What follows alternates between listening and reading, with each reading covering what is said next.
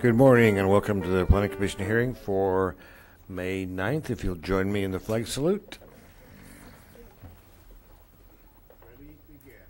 I pledge allegiance to the flag of the United States of America and to the republic for which it stands, one nation, under God, indivisible, with liberty and justice for all. Thank you, Mr. Villalobos. If you'll do the TV coverage announcement and the roll call. Thank you, Mr. Chair, and good morning to the Commission.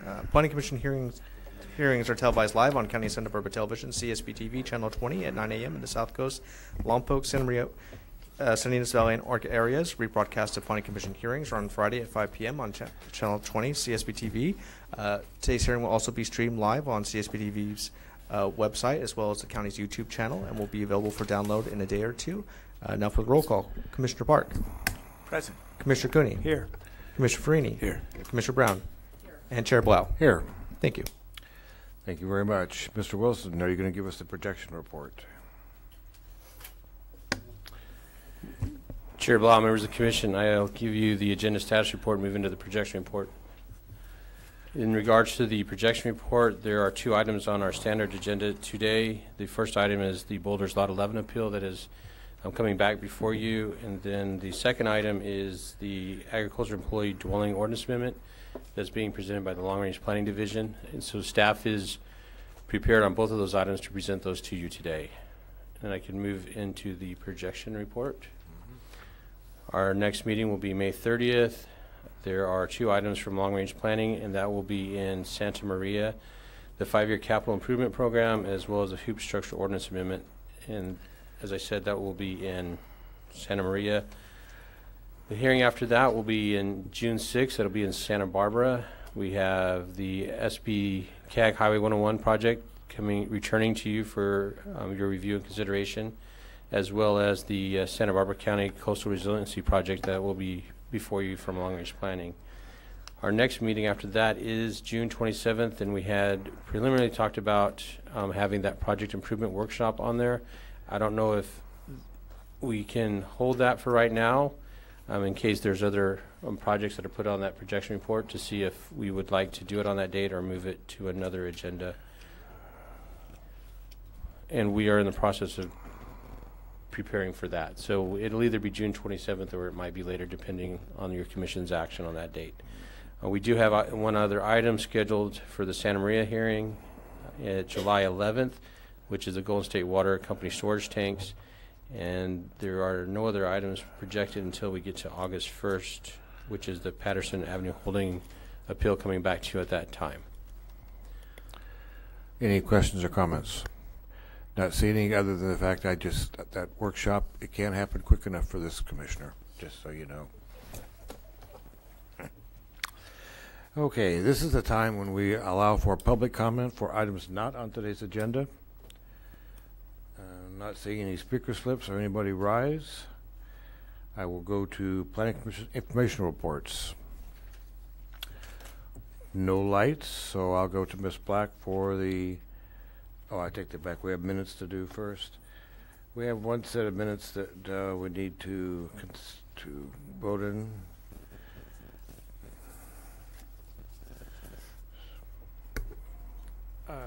Mr. Chair, I'll move approval of the minutes of April 25 as circulated. Great. Do we have a second? I'll ask for public comment. Not seeing anyone rise. Mr. Villalobos, if you'll call the roll. Commissioner Park. Approved. Commissioner Cooney. Commissioner Farini. Abstain. Commissioner Brown. Aye. And Chair Blau. Aye. Motion passes 401. Great. Now we'll go to Ms. Black for the director's report. Good morning, Mr. Chair, members of the Commission. Since your last meeting, there's been one hearing at the Board of Supervisors, and that was yesterday, and there were several items that I thought the Commission would be interested in. First of all, the board did take final action on the Right to Farm ordinance for the cannabis project that we've been working on. They also heard the cannabis business licensing fee ordinance, and this is an ordinance for all of the other departments, not for planning and development, to cover their costs for the business license fee process. Our costs will be covered through our own fee schedule. And the board did conduct a first reading, and it will go back to the board next Tuesday. The board took up the Lompoc Stone project that your commission split on a couple months ago, and they did, by a 3-2 vote, conceptually approve the reclamation plan, including the vesting determination, and so that plan will be sent to the state for their review, and then it will go back to the Board of Supervisors for final action. Coming up on the 15th, next Tuesday, we have several items that I wanted to just alert you to again. First of all, the like-for-like ordinance will be going to the Board of Supervisors, and I'm sure there will be a lot of interest in that, especially since it derived from the Board of Supervisors. We'll also be going to the board to discuss the Coastal Commission staff's suggested modifications on the Gaviota Coast Plan.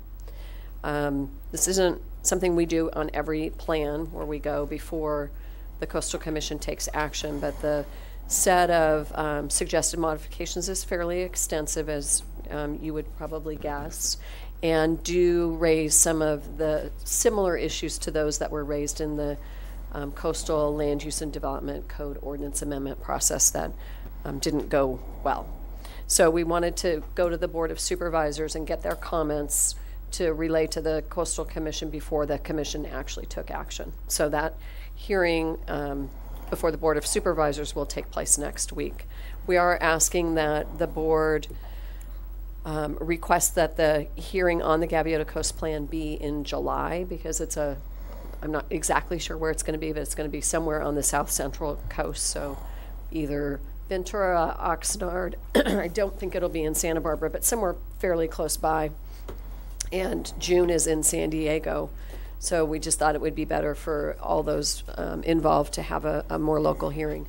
So that does require that, because we're at the deadline for the Coastal Commission to act in June, it would require that the Board of Supervisors withdraw and resubmit the amendment package. So that's part of their consideration for next Tuesday as well. And then an admin item that we have on the 15th is one that's important to us, and it is to get a contractor, and it's for Jackie Campbell, to come back and work for us for several months to help set up the cannabis program and do some initial supervision of the cannabis program. It's really an important program, I think, for the county and certainly for the department to get right. And so we wanted to have some additional resources initially to help us out with that. And then one other thing I just wanted to mention to the commission, in case you're interested, the Coastal Commission is meeting this week, starting today and I think through Friday. And we'll be taking up our short-term rental and homestay ordinance tomorrow. I have the pleasure of, with Jessica Metzger, flying to San Francisco tomorrow and driving to Santa Rosa so that we can testify and be available for any questions that the commission may have about our submittal. And the commission staff recommendation is really for one substantive suggested modification, and that is to allow homestays in guest houses as well as the main residence on properties in the coastal zone. So, so that'll be, I'll be able to report back to you at the next hearing as to what the commission's action was on that. And I think that's all I have to report. I'm happy to answer questions. Mr. Cooney, you have a question? I do. Comment? Ms. Black, good morning. Can you give us kind of a general idea of the rollout of the cannabis ordinances? There's a lot of speculation as to when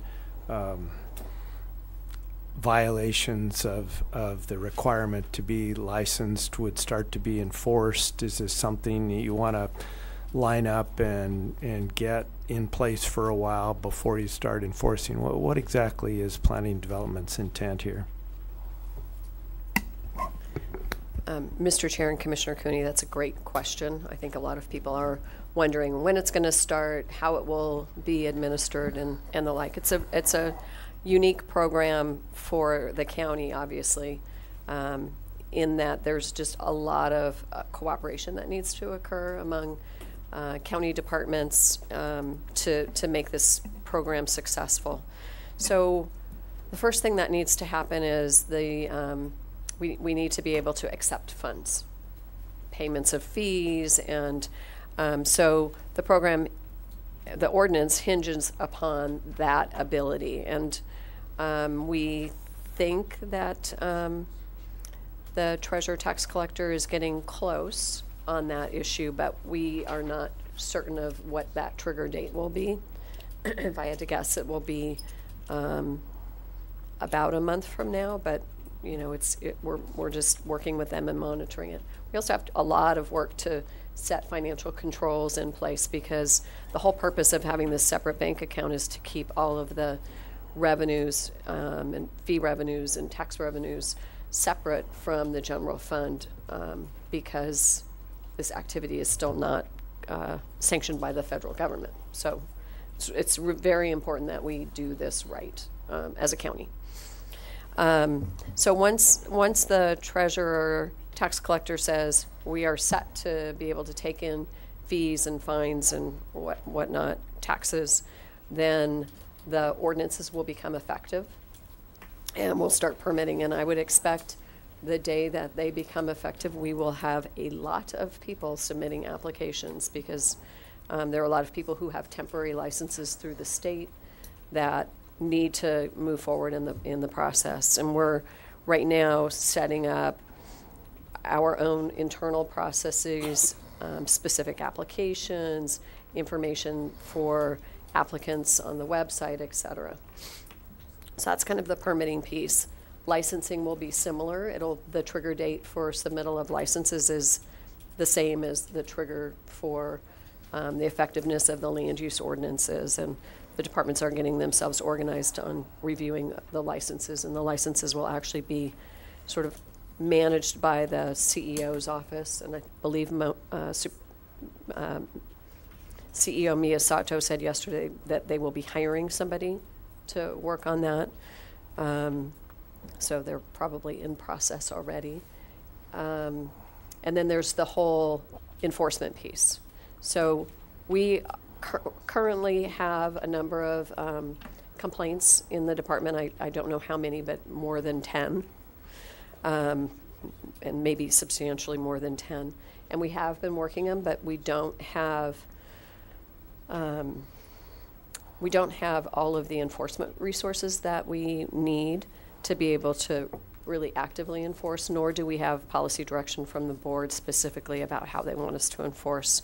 So we are going to be going to the board, I think, later in June to just affirm that what they've been saying but haven't really acted on about their intention to have active enforcement is what they want and what that looks like, so that all of the departments that need to be involved in enforcement can organize around that. And when I say all of the departments, it's mainly us, the sheriff, the ag commissioner, sometimes fire, sometimes environmental health, and always county council. So, and then the prosecutorial side will be separate.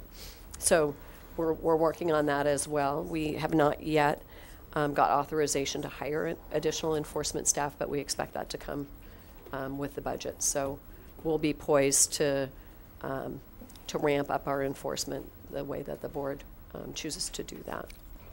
So people can file complaints now, and we will respond to those. It's just we're not going to be able to respond quite as quickly, and it's not as certain right now because the rules are with the legal nonconforming issue still out there. It's just not crystal clear as to when something is in violation or not, and it will be. It's as clear as it can be at this point, and it's very helpful to have a general idea. I have one follow-up question. Does County Council contemplate any additional staff hirings for the prosecution portion? So, Mr. Chair, since I've been involved in this, and Jenna hasn't been as directly involved for her department, I believe that County Council has asked for an attorney to support the permitting operations, probably permitting and licensing operations, and an attorney to support the enforcement operations. And so I believe that's what they've requested. Great. And there's lots of other departments that have requests out as well. And there was a board letter, I believe, they're all running together. It seems like we always talk about cannabis at the board. Within the last month, talking about staffing resource needs of the various departments. So it's only resources that we need. People. Thank you. Commissioner Park. Yes, I have a specific question and also a kind of a general observation. You may have covered this already, but I didn't hear it. When will the board take up the ADU ordinance? I have that. I actually brought the board long-range calendar.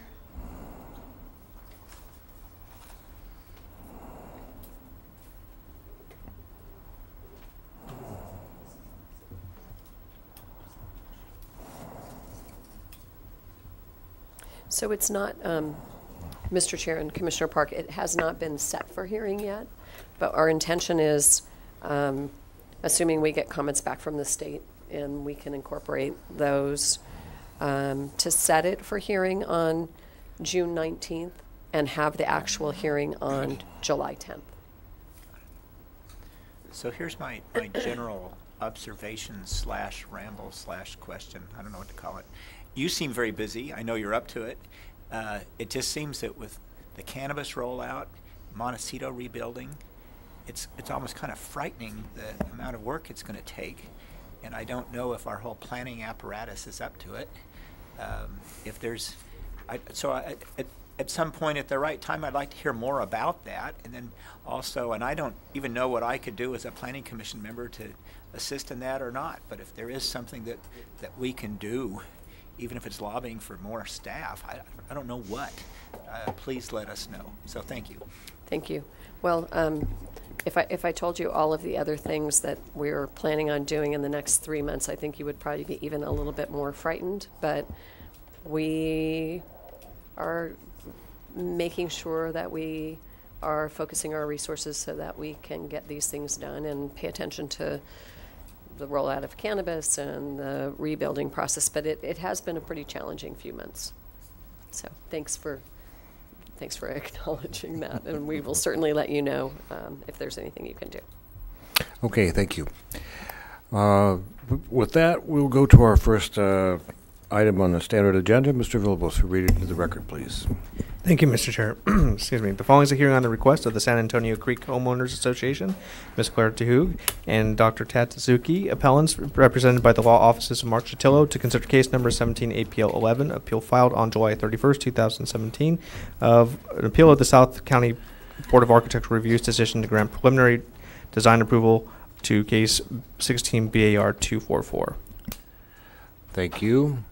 And I'm going to ask for ex parte site visits since the last hearing.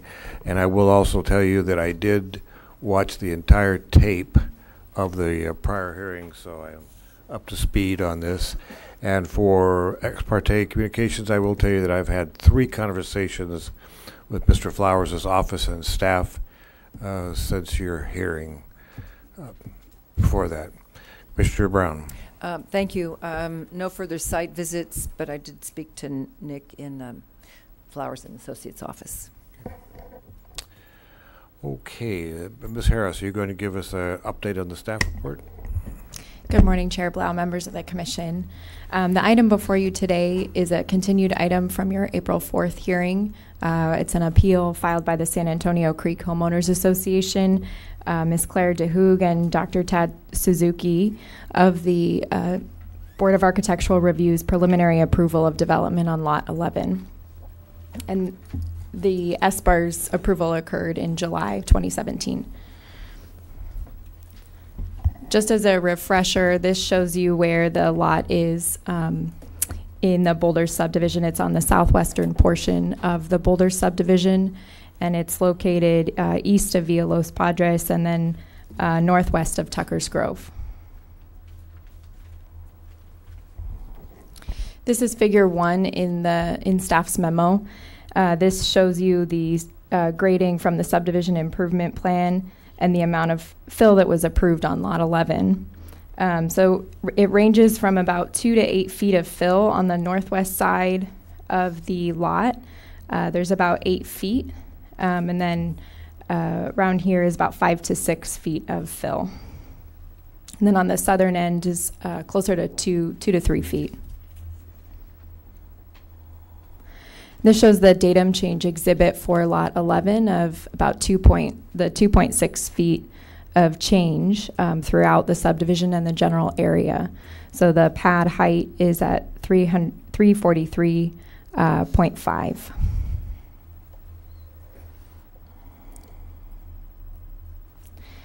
Then this figure shows the height of cut and fill that was approved on Lot 11 during the rough grading plan, which on the northwestern corner of the lot is about 10.5 feet. So it ranges from about 8 to 10.5 feet on this northwest portion. Down on the south, it's fairly minimal, from 0 to about 2 feet.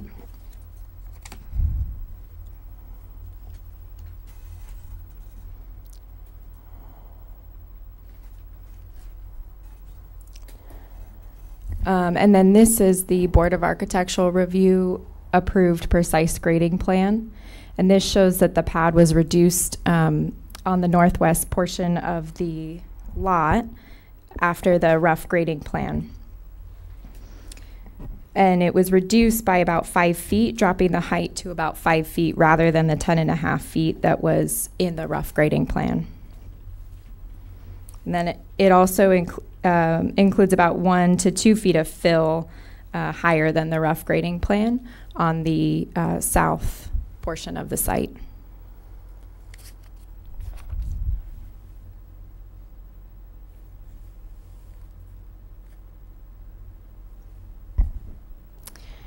This slide, figure 5 in your memo, shows you the proposed precise grading plan.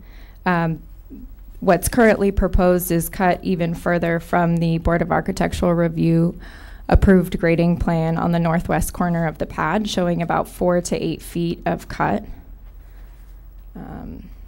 So right up in here.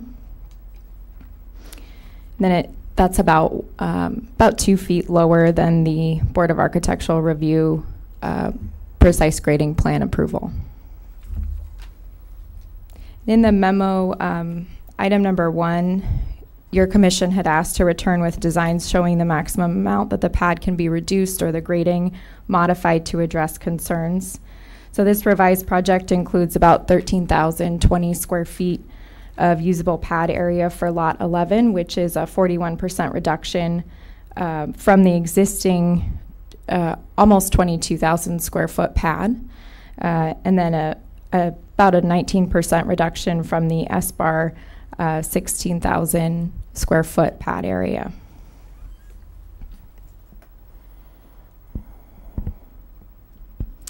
This slide shows the overall reduction of the pad. So the red is the original proposal. The blue is the SBAR approved grading plan, and then the green is the proposed precise grading plan. So the current grading further reduces the extent of the flat pad along the west and south sides of the site while maintaining a backyard area. Then the grading changes result in about 1,300 additional cubic yards of exported material.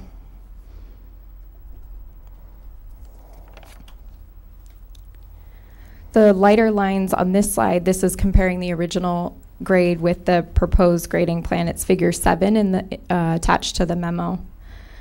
And it shows about 3 to 5 feet of fill on the northwest corner of the lot rather than 10.5 feet, which was reduced pretty significantly from the rough grading plan.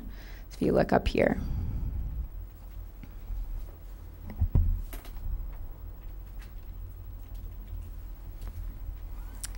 Your commission had also asked to verify the sewer connection for Lot 10 and whether a grinder pump was required.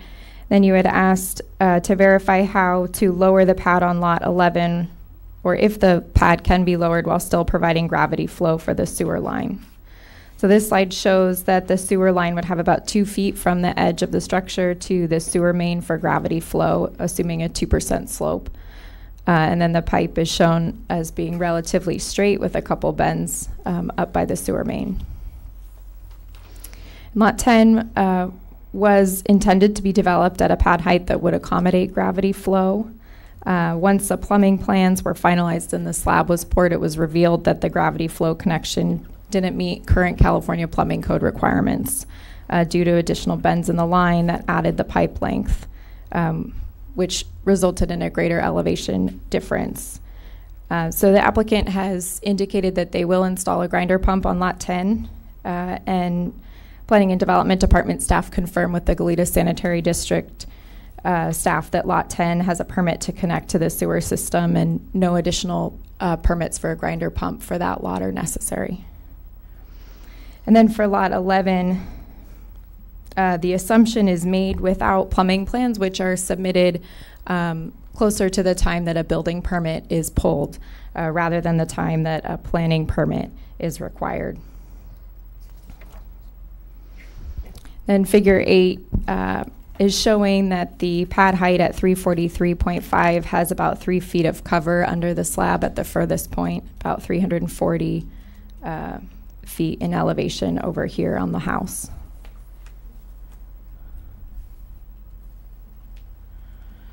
So this slide shows the precise grading plan and the sections that run through it that I'll go over in a moment. It also shows the contouring and rock retaining walls that are used along the western edge of the property. So the cross sections are coming section A from the western side, B along the northwest side, and C at the southwest.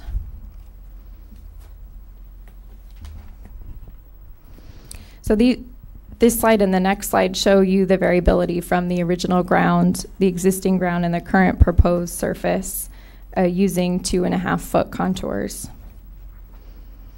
So under section A, there's a 4-foot difference from the original ground to the existing surface. The original ground is highlighted in the blue dash line, and then the existing ground is the red. What they're proposing is the black, solid black line. So this also shows that the proposed surface would be dropped by about 2.5 feet from the highest point of the existing ground from this location. So the proposed surface would end up being about 1.5 feet above the original ground along the western edge of the pad. Then in section B on the top of this slide from the northwest, it shows about a 7.5-foot difference from the original ground to the existing ground right in here. So this red down to the blue down here. The proposed surface would reduce the existing ground by almost 5 feet, so dropping it down closer to the original ground. So that's about a 3-foot increase in surface rather than a 10.5-foot increase. And then this section, section C, from the southwest shows that there's not much change from the original ground. The surface is about 2 feet higher than the original ground, the maximum. Then the distance from existing ground to the proposed surface is about 1 foot.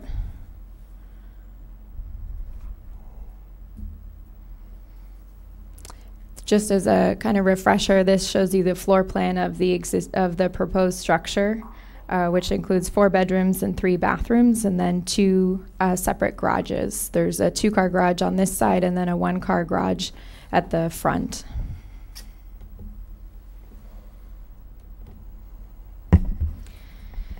And then these next 2 slides show you the elevations for the structures, including a peak roof height of 18 feet for the single-family dwelling and 12 feet for the detached garage.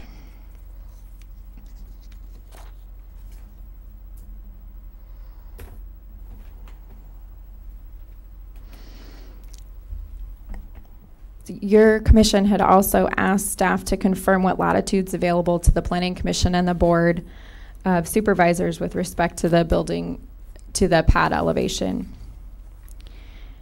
So your commission or the board could direct the applicant to further adjust the contours on the pad or reduce the area of the pad or reduce the overall building footprint of the dwelling. However, the pad elevation that was approved as part of the tract map cannot be further modified by the Planning Commission or the board unless the applicant was proposing to adjust the pad elevation itself. So again, you could kind of manipulate things around that elevation.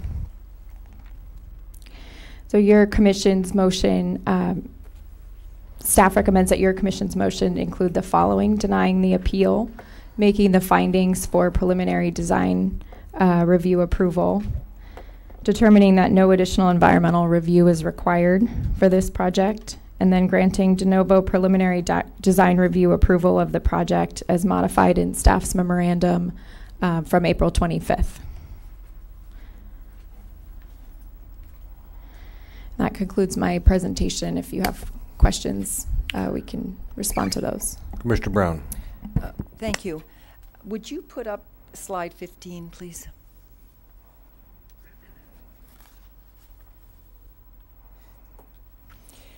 So there you go. So what is this? Is this the single car garage? Commissioner Brown, through the chair, yes. So this is the detached garage. So one, I presume, accesses it this way, and then so it's on this slope. Can you explain that? So it's like there's a basement there or something. What I don't understand. I'm not an Commissioner architect. Brown, through the chair, it looks like it's a retaining wall or coming, when you're coming in off of. Okay. Okay. Perhaps the applicant can further describe that as well. Thank you. Okay, no further questions. We'd like to hear from the appellant first. Is that Mr. Chitillo?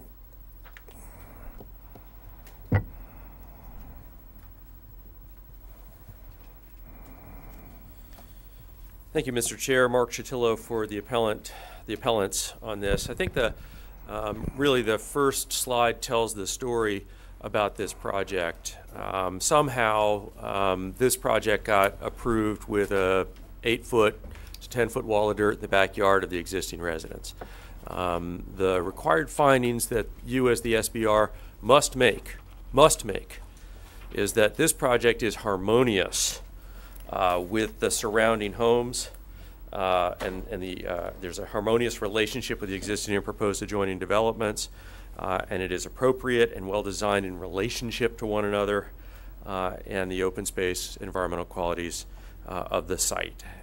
This has been a problem project from the very beginning. The issues keep coming, and we do not believe that you, sitting as the SBAR, can make the findings that are appropriate. Now, turning to what is before you today, the Planning Commission gave specific direction to the applicant, to the staff, and we don't think that the intention of your direction has been fulfilled. We specifically continue to be concerned about the pad height. That is what's driving the entire mass on this site. And the specific direction that you gave and that we needed to know, and that arose at the last hearing, was what is the necessary elevation in order to accommodate drainage, sewer flow on a gravity basis on this site. We realized that Lot 10 was not properly engineered in order to accomplish gravity flow that's highly preferential. But the information that you've been provided relies on the same metric that was used on Lot 10 of a straight line and an assumption with respect to the necessary elevation drop to make sure that the gravity sewer flow works.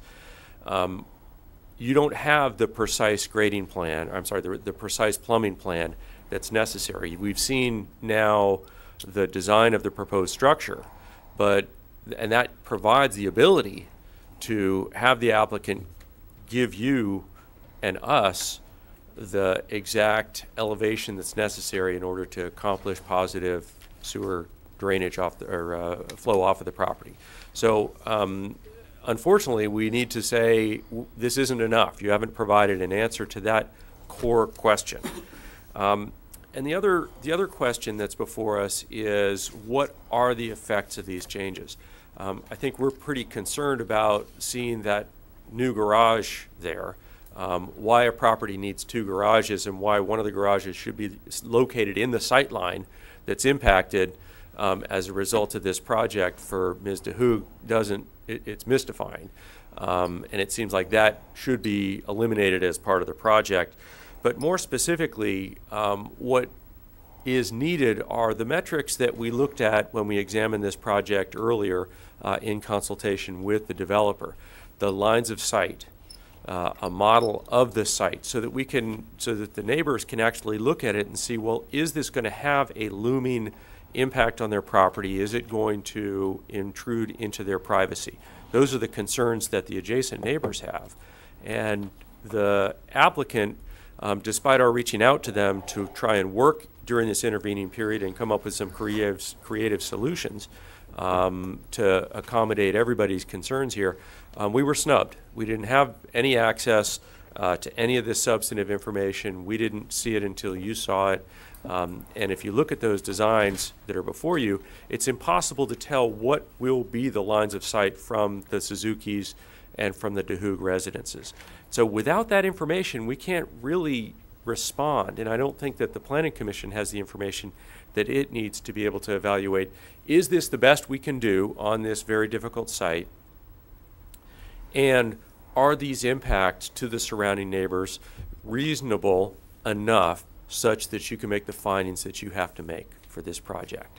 It's very common at SBAR for projects to go on and back and forth repeatedly. So I don't think that your commission should feel reticence to giving further direction, as the SBAR does, to address a number of these issues so that we can all, ideally the direction is to the developer to work with the applicants and the neighbors in this case. That's not been our experience in this round, but it's not for a lack of trying.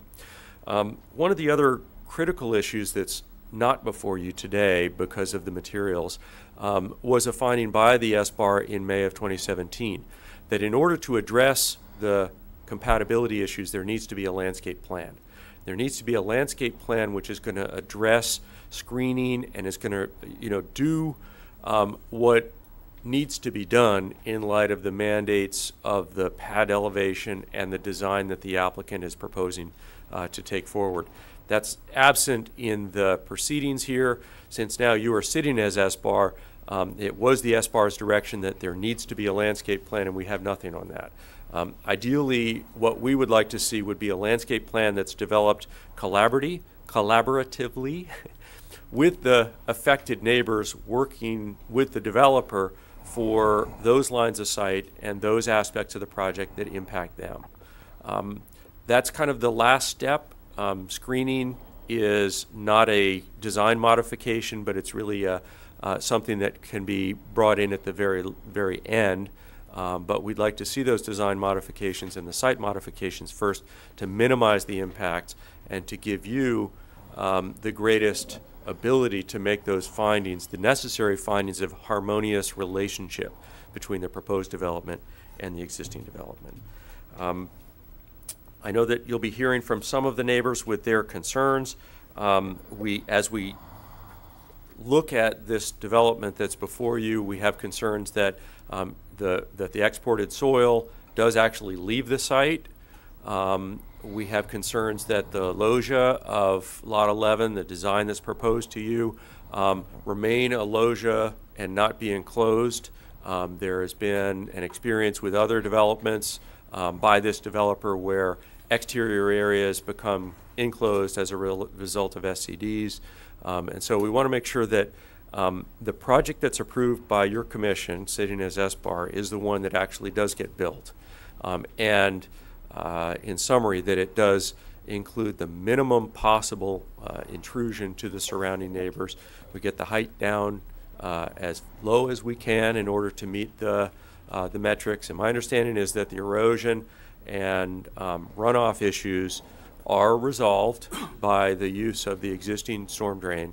So the principal limiting factor with respect to elevation of the site is that of the sewer line and the necessity of gravity flow throughout the circuitous plumbing plan that we have not yet seen, but would be determinative in terms of the pad elevation.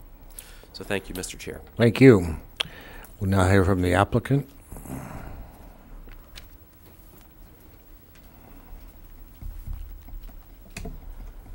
Good morning. We have a PowerPoint, and I'd like to tee that up if we can.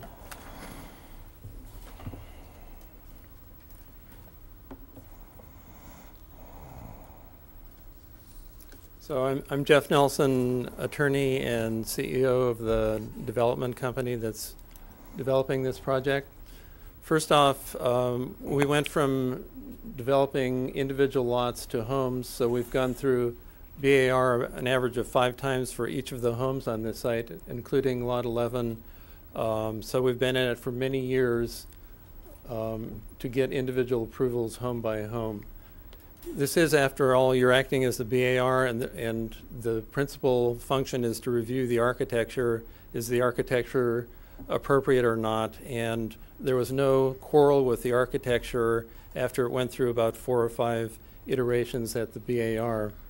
When we started, Lot 11, which you see in the gray in the corner there, needed that whole pad to accommodate the house that was designed for that. People had concerns about that, so we blew up the whole original design of the house, and this is about 3 years ago, to have a smaller house on that big, nice acre lot. And so we've got a much smaller pad area and house through that process. So most of the rest of the slides are engineering. You've seen those. There is a landscape plan. This is a good relationship of the house to the lot, so you can refocus on exactly where is the house in relation to the lot and the grading. I want to make just a few simple points here because there's a lot of grading detail, but the essential points are the subdivision improvement plan that approved this building pad is locked in. Staff said that to BAR all along.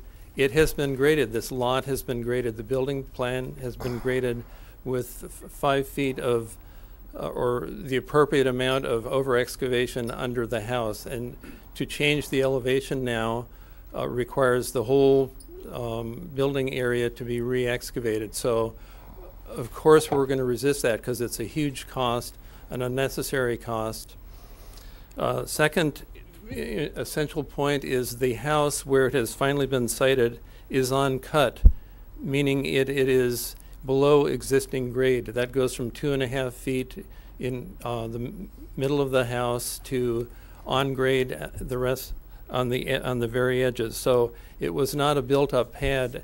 At the end, the original expectation was the pad would be built up for drainage, but it ends up the house is on cut, which how can you complain about that?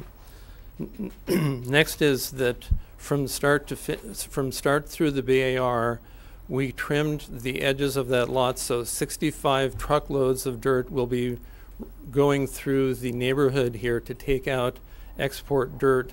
And so so you understand it, between the last Planning Commission hearing and now, an extra 70 truckloads of dirt have been proposed to be taken out. So we're going to have 135 truckloads of dirt, exporting dirt around the edges of this lot because 2 people have expressed concern that this lot is higher than them. And so there's no free lunch. There's consequences of all these changes. So every change we make is still not enough. The appellants don't really recognize what a profound change it is between Planning Commission and now.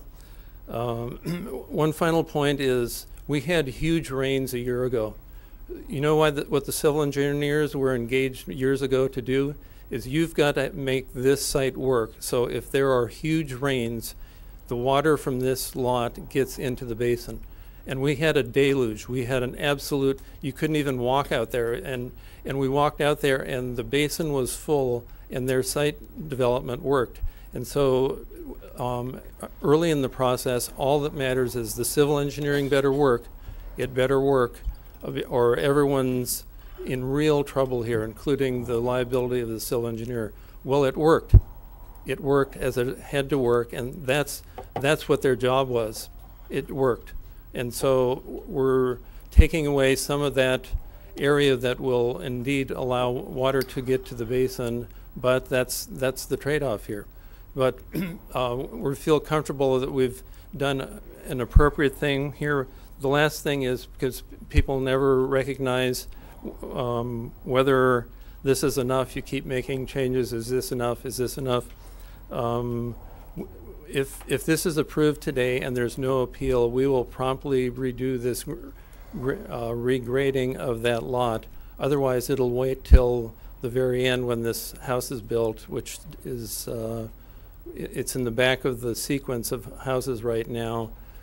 So we will get this resculpted quicker if we have finality to this. Otherwise, it's going to play out for a long time. So anyway, we are confident and pleased that we're presenting an appropriate house to you, as you are the BAR, and we have done everything between the last Planning Commission hearing and now to resculpt that lot to accommodate neighbors. Thank you. Thank you. I have Commissioner Brown, you have a question? I do, and good morning. Good morning. I'm wondering if my questions are more appropriate for your engineer or you, or Probably let me the just engineers. ask. Let me just ask you. Okay, I'll talk to Nick then. That's good. Thank you. Good morning. Good morning. A question for you about the one car garage. Yes. If that were eliminated, would it be possible to reduce some of the slope, some of the fill on that side even further? The fact that the garage is there will not create any reduction in the cut or the fill, the previous fill area. It would just create a slope from, let's say, the patio area. And I believe that the intent of that garage was also to enclose that patio area to provide a more private outdoors living space for the home. Okay. And the other question is, looking at figure 7, and I don't know whether maybe you have I have a copy. You have a copy of figure 7. So if I'm looking at the contour of the slope nearest the property line, that northwestern property line, where you've got the boulder symbols. Yes. Is it, what I don't understand is why does it, well, the question is, so with that, I guess that's the retaining wall. So you need that retaining wall or whatever the boulders represent,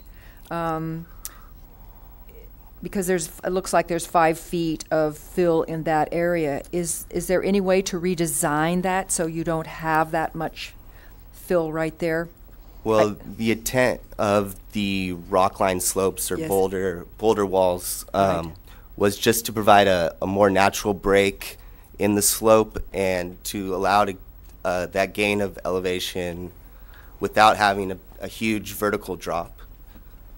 We've used it as a 2-to-1, 3-to-1 type slope within that portion where we show the rock. It could be designed to have a greater elevation change, but I think it would be a little more less natural, more artificial looking. Also, the area below the Lot 10 adjacent lot line is actually lower than Lot 10 in Lot 11. So I feel like lowering it anymore would just create, a kind of a low point even further, and they would just see a slope back up coming up to Lot 10. We've tried to naturalize the contours through the S-bar process and without making drastic exaggerated slopes or kind of a sump area. Okay. Then my last question is on the C-11.2. The section here, AA, if you look, I guess it's where the house is sitting on the pad, and you see the proposed surface where you've got that kind of little, it's like the left, I don't know how to describe it. It has a little bump up. Why can't that line be more sloping rather than having more sort of following the original ground rather than the proposed surface that kind of goes up and juts up? Am I making any sense? Yeah, absolutely. Okay. That little notch in the edge of the slope, that's is designed drainage swell. Oh, So okay. we've designed it to allow the water not to flow over the slope. again. And we are directing it towards the southwest corner of the upper pad area. We have minimal grade changes to get to that point, and we are piping it from the inlet there shown on our proposed grading plan to an existing storm drain system. That pipe is as shown with 2.5 feet of cover. To further reduce that would expose the pipe a little bit. Okay. To it. And in the middle diagram, section B-B, can you explain why if you look at the left-hand side of that diagram, why the slope can't be more reflect the original ground at the very, I guess it's at the very left side of that diagram? It looks like it kind of goes up and. Right. We have a grading limit proposed, as you can see on this exhibit, not all the way down to the northwest corner, but this is to reflect the relationship between Lot 10 and 11. Lot 10 was filled 2 to 6 feet, the entire lot. We could cut that corner down in Lot 11, but it wouldn't have the necessary relationship with Lot 10. Okay, thank you. Commissioner Park. Yes, could we go to figure 7, please? I think it's the very next slide. There you go. I'm going to ask a question or two about the single-car garage. Yes. And I do appreciate all the changes, by the way, that you folks have made. But with regard to the single-car garage, I thought I heard Mr. Nelson say that the structure is all sitting on cut. But that appears that the single-car garage is on fill. Isn't that right? The detached garage is, Yeah. yes. And just so that everybody understands what I'm talking about, it's the northernmost structure on this bird's eye view, isn't it? You've got it right This, there. yeah, this. Right. Okay. Well, thank you. That's my question. Commissioner Cooney. Just a related question. The single-car detached garage, looking at the line of sight from the bottom of the slope, does the profile of that garage block out a portion of the house structure, or do you still see the roof of the house over the top of the garage? I can't speak to the. I think Butch Wells with Murray Duncan. Oh, sorry, I didn't We'll mean speak to to that. complicate. Yeah, no problem.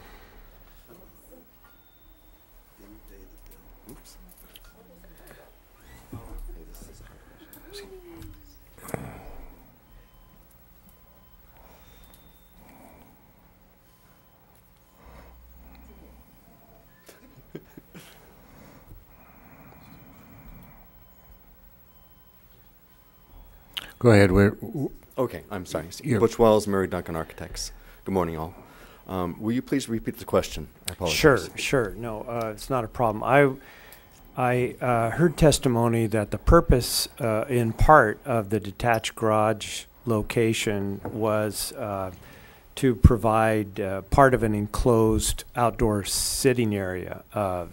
Presumably, the residents would form another part of that enclosure. So I'm trying to determine if the line of sight looking from the west, you would see the detached garage, but would you see the house behind it, or does the detached garage provide the top of any building that you would see? The detached garage is, so are you talking about the western property, the line of Yes. sight going up? Correct. You will see the detached garage from the western properties, yes. It is designed for a interior courtyard for the resident. That is correct. And I believe that those are the two questions that you had, correct? What I'm trying to determine is if the garage wasn't in the plan, what would you see from that same line of sight? Would you see the residence? Would you see anything at all? You would still see the residence, yes, definitely. If the garage was not there, you would not see the garage, obviously. So that answers your question, yes. You will still see the proposed residence.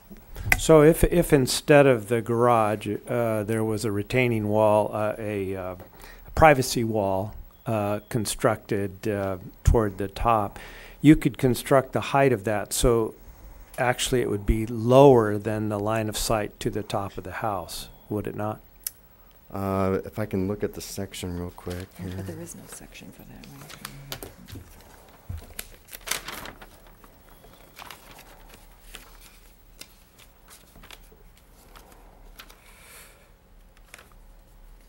If we were to propose a retaining wall there, I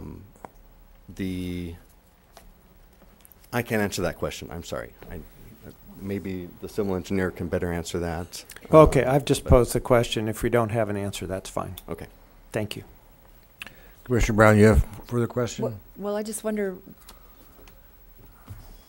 maybe I would like to get an answer to that question, why you couldn't have some retaining wall, some nice rock wall that would still provide the sort of feeling of the area, the enclosure that a garage would provide. But it would still give you, it seems to me, better relief from viewing it from the west. You wouldn't have the structure, you'd have just a piece of a wall. Well, if we were to propose a screen wall or a retaining wall, so to speak, you would still have a wall there, and your line of sight would still be even more obstructed, correct? Well, no, wouldn't it be less massive, less bulk in your way? Because the garage is, I don't know, 10, 15 feet tall, and a retaining wall isn't going to be that tall. I don't know if there is a retaining wall that's required over in that area, to be honest with you. Okay. Okay. That's my question, my answer. Commissioner Park. Well, so here's sort of an architectural question, and I'm just trying to get the overall feel, the gestalt for this project here. If I'm standing on that interior courtyard that's sort of created by the detached garage, I can't really see to the north. I can't see the mountains because the garage is in the way, right? That is correct. But if the garage wasn't there, wouldn't I have a much nicer view of the mountains? Yes, you will see the mountains. You will also see the mountains from that courtyard to the northeast. You will see definitely quite a bit of mountain there. Yes. From part of it, yeah. Okay, thanks. Okay. Mr. Cooney, is your light on for? No. Okay, great, thank you. Thank you very much. And now we'll go to public comment. Claire Hoig. I'm sorry? No, actually, go now, please.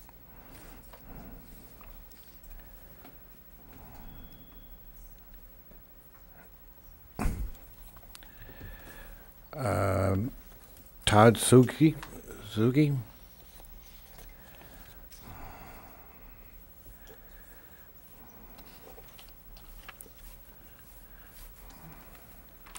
Good morning.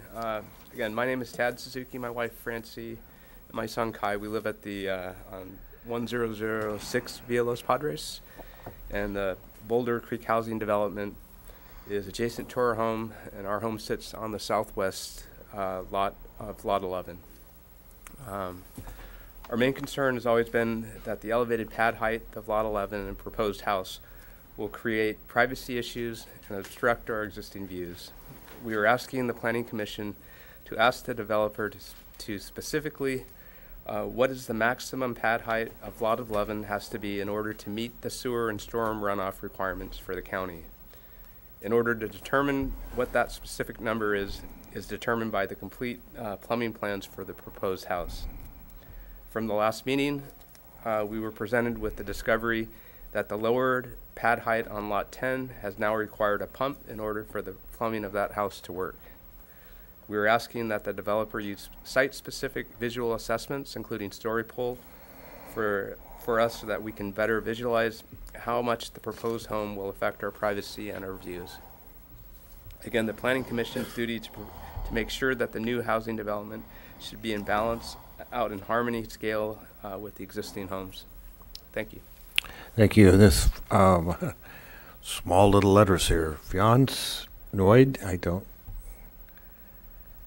That would be Francine Suzuki. Francine. Okay.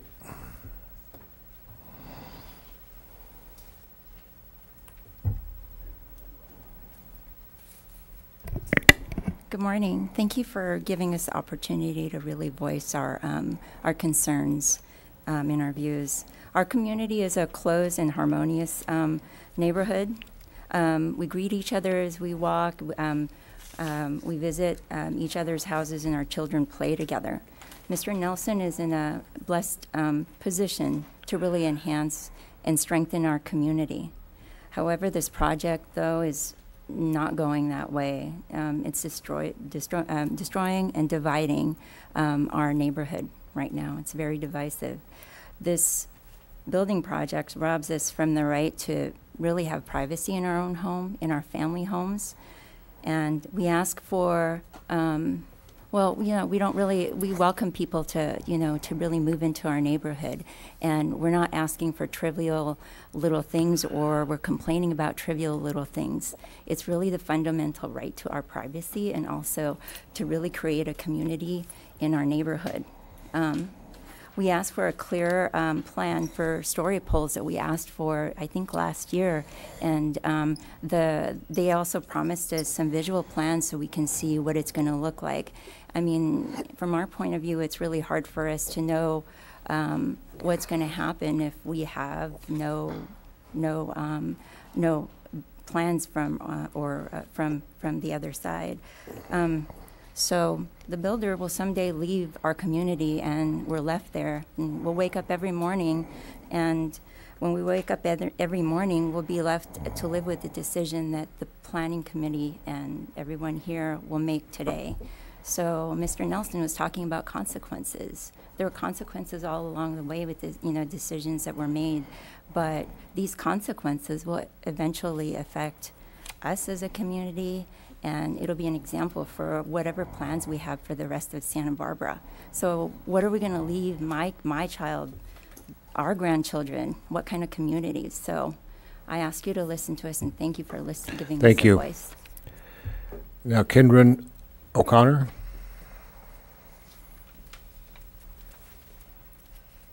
Good morning, Chair Blau and Commissioners. My name is Kendra O'Connor, and I am President of the San Antonio Creek Homeowners Association. Since 2004, I have been involved in this project intimately with the SBAR process, and I've attended every hearing. There's been about 60 of them. There's been 60 hearings for a reason. The design review process has gone through a lot of hurdles due to the unresolved grading and what's gone on this property. The compatibility of the project grading has caused so many delays, so many questions by SBAR members. It's excessive, it's unsightly, and it has dramatically altered the topography of the lot. I want to quickly read a statement made by SBAR member Josh Bloomer during the May 19th, 2017 hearing. This was the 5th conceptual review hearing for Lot 11, and he said, quote, "I'll just want to say in closing that the Planning Commission process that led to this is flawed. Giving people building entitlements and pads without properly designing the project is very poor methodology for building good neighborhoods.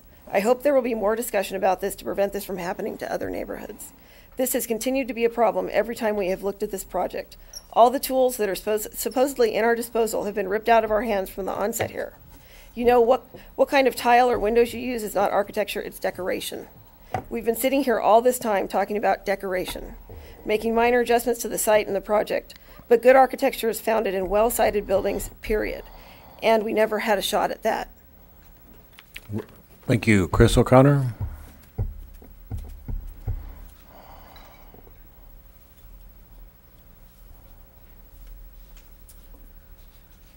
Thank you, Commissioner Blau and fellow commissioners. My name is Chris O'Connor. I'm a neighbor to the project. We've been dealing with this project for, I want to think, probably for the last 10 years. It's just been an ongoing conversation. The initial meeting when Mr. Nelson came to our neighborhood, he said to us, this is going to get built whether you like it or not, and you'll learn to like it. That's basically what we've been told all along.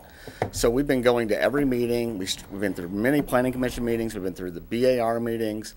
And I feel like it's bait and switch. Every time we go through something, the developer comes in, he makes some change, or he proposes something, and then all of a sudden we end up with something else.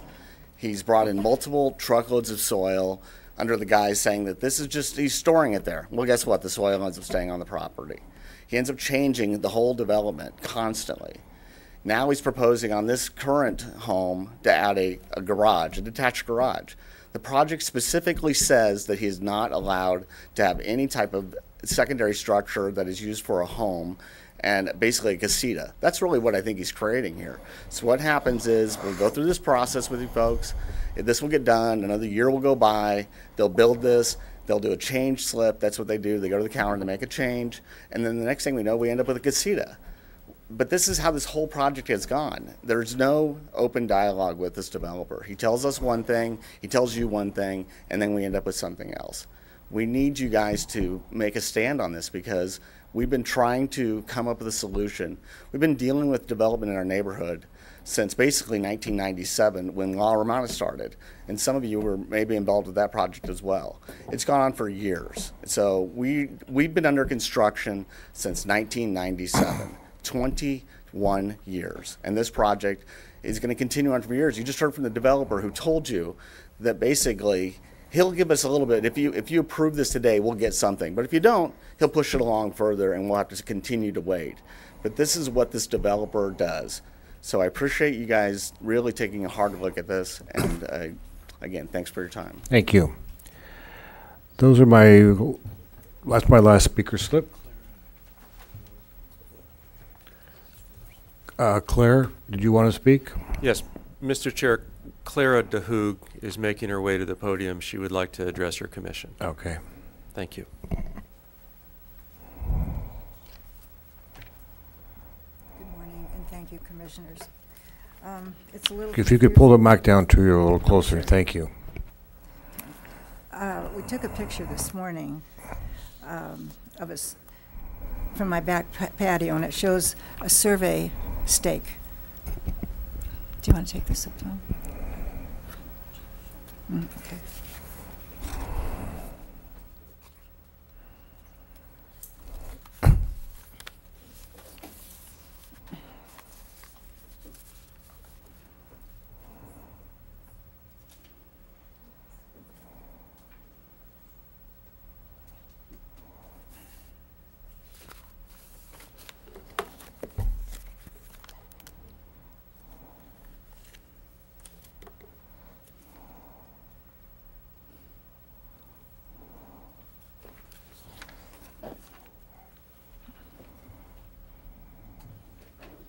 Go ahead. That's what we see from the backyard.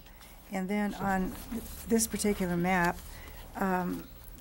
horizontally, 1 inch equals 10 feet, and vertical, 1 inch equals 5 feet. So it's a little confusing when you look at something like this to figure out exactly what they're trying to tell you. And let's see, this is a bigger, can you show this also? Or I think we have that one. do you have that one? Yeah. Okay. And then when you see these, you can see where the line of sight from my house, which is at 30 321.8 feet, and it goes right through the middle of the house. And then on the other side, at the same elevation, it goes right by that garage. So our total view has been disrupted by this project. The mountain of dirt that we have to look at every day has just devastated us, and it's taken the value away from our house and the other houses in the that are close by the Suzukis and the Sheldons. And we would appreciate having something done about the height of the pad so we can live our life just normally. Thank and you. not have somebody looking down on us all the time. Because we're about 20 some odd feet below the pad. And then you put a structure on top of that, you've got another 20 some feet on top, and then he puts the fireplace cap is at least 5-6 feet on top of that, and I don't know how many fireplaces are in that house. But on lot 10, that's taken some view away already because of that fireplace. So we would appreciate having something done about the height of the lot. Thank you very much. Thank you. Mr. Still, I'm going to give you 3 minutes for rebuttal if you'd like.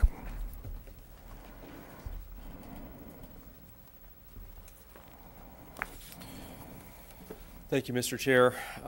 This, members of the commission, this issue is principally concerning the interests of these two neighbors right there. The Suzukis are right here, and Ms. DeHoog lives right there. And it is the effect of all of this grading and this house on their homes located geographically lower. I think everybody's pretty familiar with this site by now, such that there is this wall of dirt in front of them. And I think your commission has honed in on the question of, well, why is all this grading here? Why is it needed? Why then are there new structures that are being proposed in the line of sight that interfere with, for Ms. DeHoog, I think you've heard, her precious views are of the mountains to the northeast. And so this, and to the east, sunrises and things like that. And she's going to be dramatically affected, and as the Suzukis, with respect to the privacy and hence the concerns about allowing additional development out on the south end. There's a lot of extra, this is fill in this area. There is fill that the garage is being proposed on. And this has been a continuing problem to understand what is the authority of the SBAR. While Mr. Nelson claimed that all along SBAR had been informed that they don't have the ability to modify the grading, the elevation of the pad, that actually the minutes that are in your packet from last time from SBAR make it clear that there has not been that clarity. Unquestionably, SBAR and you, the Planning Commission, have a requirement to make findings of neighborhood compatibility. And so that's where we stand today. If this development can't be approved, if you can't find those, find the neighborhood compatibility, then you can't get it to a point where it's revised to accomplish that, then you have to deny the project. We, the neighbors, are willing to work with the applicant. And for some years we did make progress, but for whatever reason recently it has stopped. But in order to evaluate the effect of these changes, and we're hoping that you'll further bring this thing in and give direction, we need to have line of sight analyses. We need to have story polls or other simulations to be able to evaluate for these two most affected neighbors, what will these changes bring? Will they resolve the issues to the point where it's acceptable? We can't say right now. The landscape materials remain a consideration, a concern, and those obviously need to follow after the grading and the site plan is completed. So we would ask that your commission give direction and give us the opportunity to try and find answers to these questions and come up with a solution on this site that can meet the needs of all the affected parties. Thank you, Mr. Chair. Thank you. Mr. Nelson, you have 3 minutes if you'd like.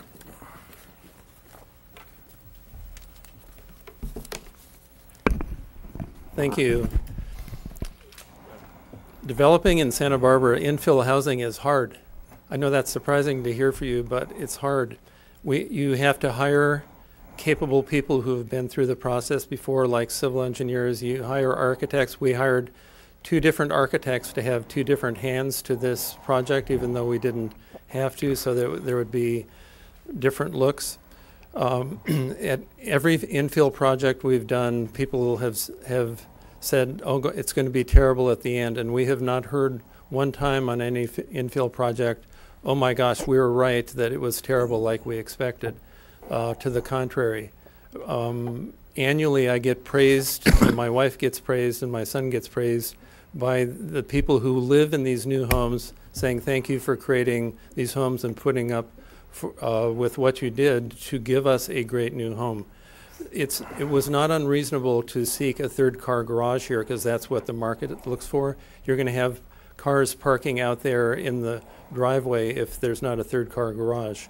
Originally, the plan showed an office attached to that too, because that would be market appropriate. So, but that got knocked out by BAR. So and that will be an intimate little Santa Barbara courtyard to look towards the Gaviota Mountains between the garage and the house. So I think that's a nice element. The architects have done everything they can to make it an appropriate house and went through 4 or 5 changes. The civil engineers have gone through 4 or 5 changes on the lot.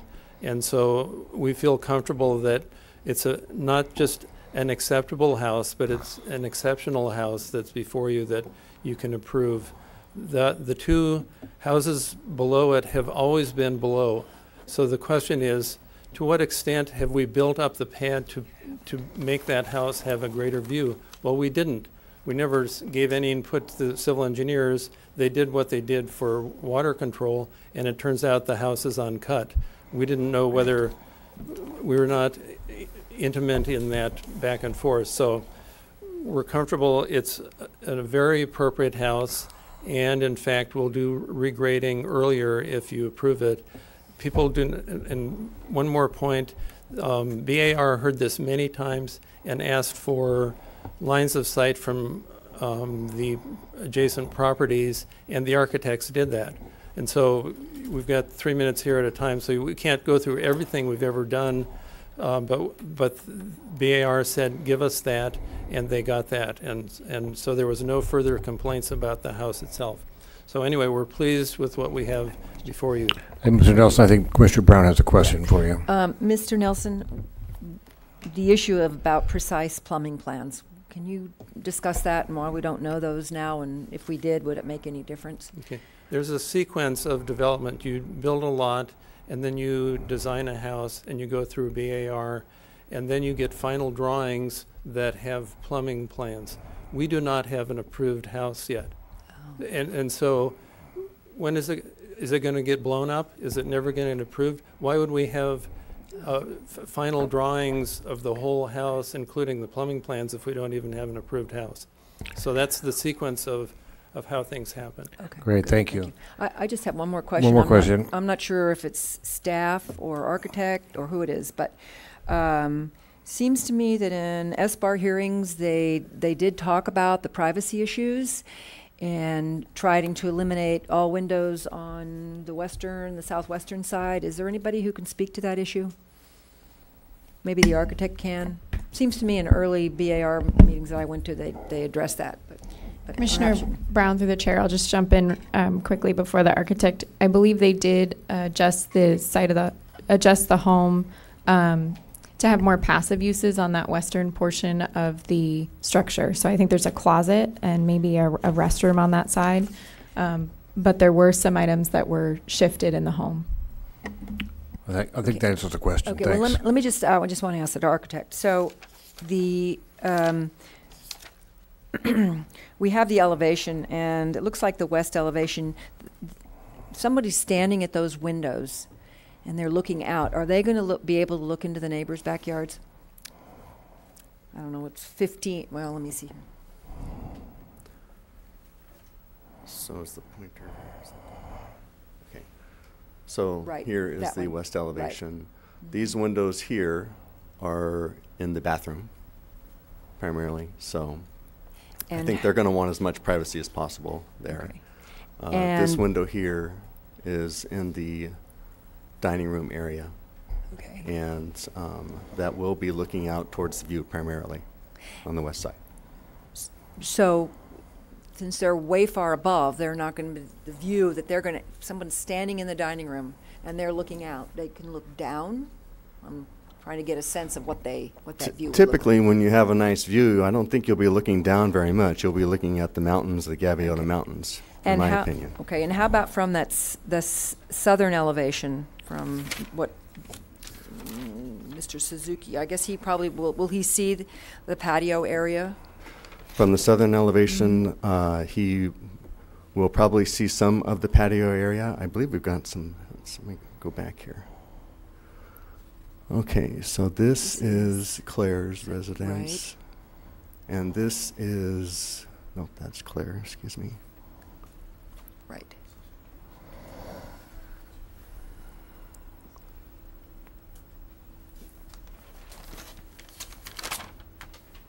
I can't read which section that is, unfortunately. It's section C.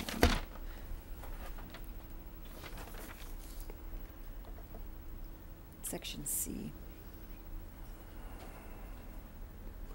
Okay, I don't see section C in there, unfortunately. Well, I'm just wondering, because it's... In any case... it's some distance, though, from... It is quite a distance. Here's Tad Suzuki's house right here, and we're coming up quite a bit. And how far is that, about?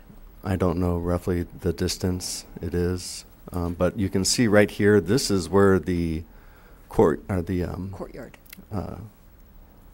courtyard is right here, and it's recessed back from the master bedroom here, primarily. So this is where there'll be, this is the covered area right in here. So it's recessed back quite a bit from the master bedroom. Okay. But as far as distance, I can't tell you the distance what that is. Okay, all right, thank you. Commissioner Brown, through the chair, just as clarification, on the western side of the structure, it is a bedroom proposed. There is a bedroom on one side of the closet, and then on the other side, on the south side of the structure is the master bedroom. So I think previously it was indicated that it's a dining room, but it is a bedroom. And then just from your prior question about the structure and where the structure is located, from the SBAR hearing, they looked at the passive uses on the western side of the structure, and then they also had directed the applicant to pull the structure farther away from the western side of the lot, to be further away. And then there was landscaping that the SBAR did review that would be on that western side of the structure as well. Thank you. And I have one question for you as well. We've heard some conversation about precise plumbing plans and so forth. I'm a general contractor. Correct me if I'm wrong here. We're going to show a line that says sewer line. We're going to put the elevation at the farthest point in the plumbing, and we're going to show the elevation in the street. Am I correct? Yes. Yes, and what they're going to do is, and we do that, and we show the distance, because we need to prove to the building department that we've got the required fall in the sewer line. And just for everybody else's benefit, the requirement is to have a 2% slope in the sewer line, which is a 1/4 inch per foot. It's about 110 feet from the farthest toilet in the house to the sewer inlet in the street, and there is about 2.5 feet difference in the elevation between those two. 2.5 feet and 110 feet is 2%, barely. Correct. So for plumbing purposes, you can't lower that house 6 inches and get the fall that's required in that sewer line for it to be a gravity feed. Do I have that calculation right? Per the proposed plan that we have, I don't know the distance exactly, but in theory, that's well. If you pull up, Mr. This is what my ex parte communications. Those were my conversations with Mr. Flowers to get him to provide a diagram, and it's that one right there. Thank you. That shows the elevation of the toilet, below the toilet, and the elevation of the connection to the sewer in the street. It is 2 feet, it's 2 feet and a couple inches, which he needs 2 feet and a couple inches to get 2% fall. I'm sorry, that's just the math. So you can't lower the house 6 inches and get the fall that's required for that sewer line. And there's no such thing as a precise plumbing plan for a drain line. It is simply a line, not much different shown here, and measured and with the different inverts on there. Just confirming that I have that correct. Okay, thank you very much. Okay, that concludes our public testimony. I'll close it, bring it back to the commission. Are there additional questions of staff from the commission? Mr. Park. Yes, I have a couple of questions. And by the way, I think that the figures you provided today have been very useful. I understand this much better than last time, so I appreciate that. It strikes me as totally appropriate, the comment that the neighbors will better understand what they will be seeing if they saw a landscape plan. Did SBAR consider a landscape plan, or is that something that happens later in the process? Commissioner Park, through the chair, yes, a landscape plan was reviewed by SBAR, and it came to your commission as part of the site plan attachments in the staff report during the April 4th hearing. And so the neighbors have that to see how that might soften the view of the house and that kind of thing, correct? Commissioner Park, yes, that's correct. Okay, second question. This detached single car garage really draws my attention now. And is that an architectural feature that was approved by SBAR? Commissioner Park, through the chair, SBAR did review the 1-car garage as well as the 2-car garage as part of the overall design of the structure. So they did look at the single family dwelling and then that garage as well. Thank you.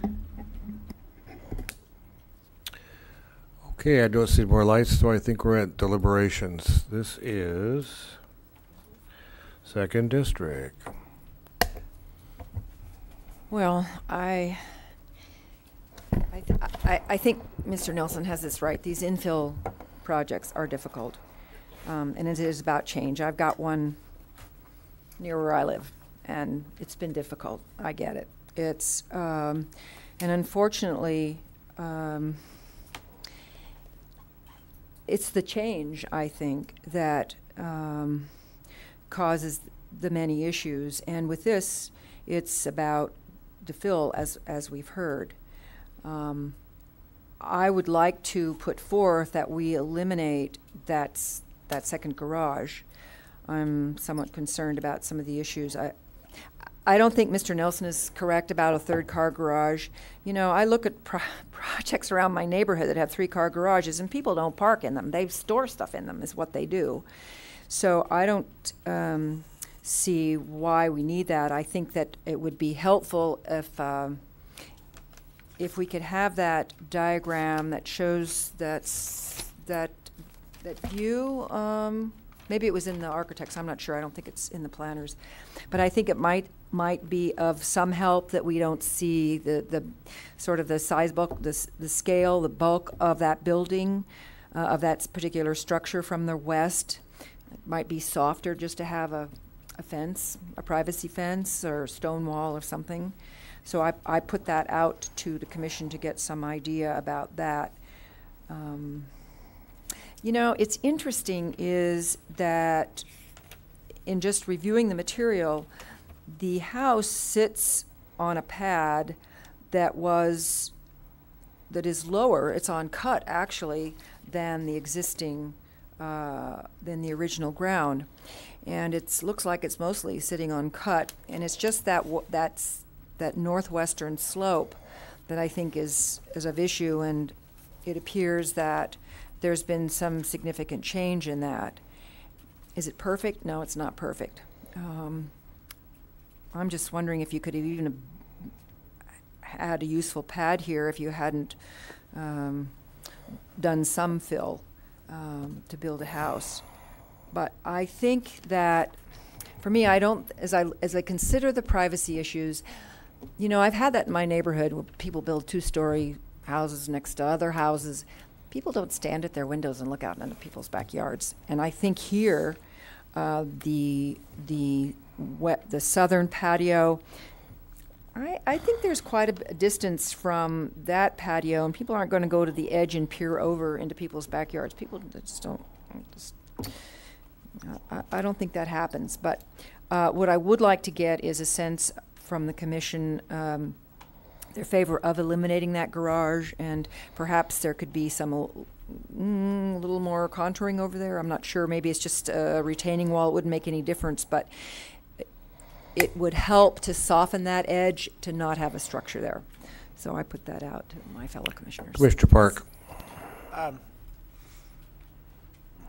These appeals from the Board of Architectural Review are always, I mean, they're difficult. We're totally different groups of people in our skill sets, and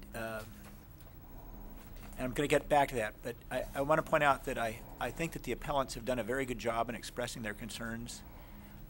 I think they've achieved a lot already, and that's praise for the developer as well, because I think the developer's been very responsive. I think this latest plan for the pad, it shrinks the pad size, it brings it back to nearly the natural slopes that were there on the west and the south.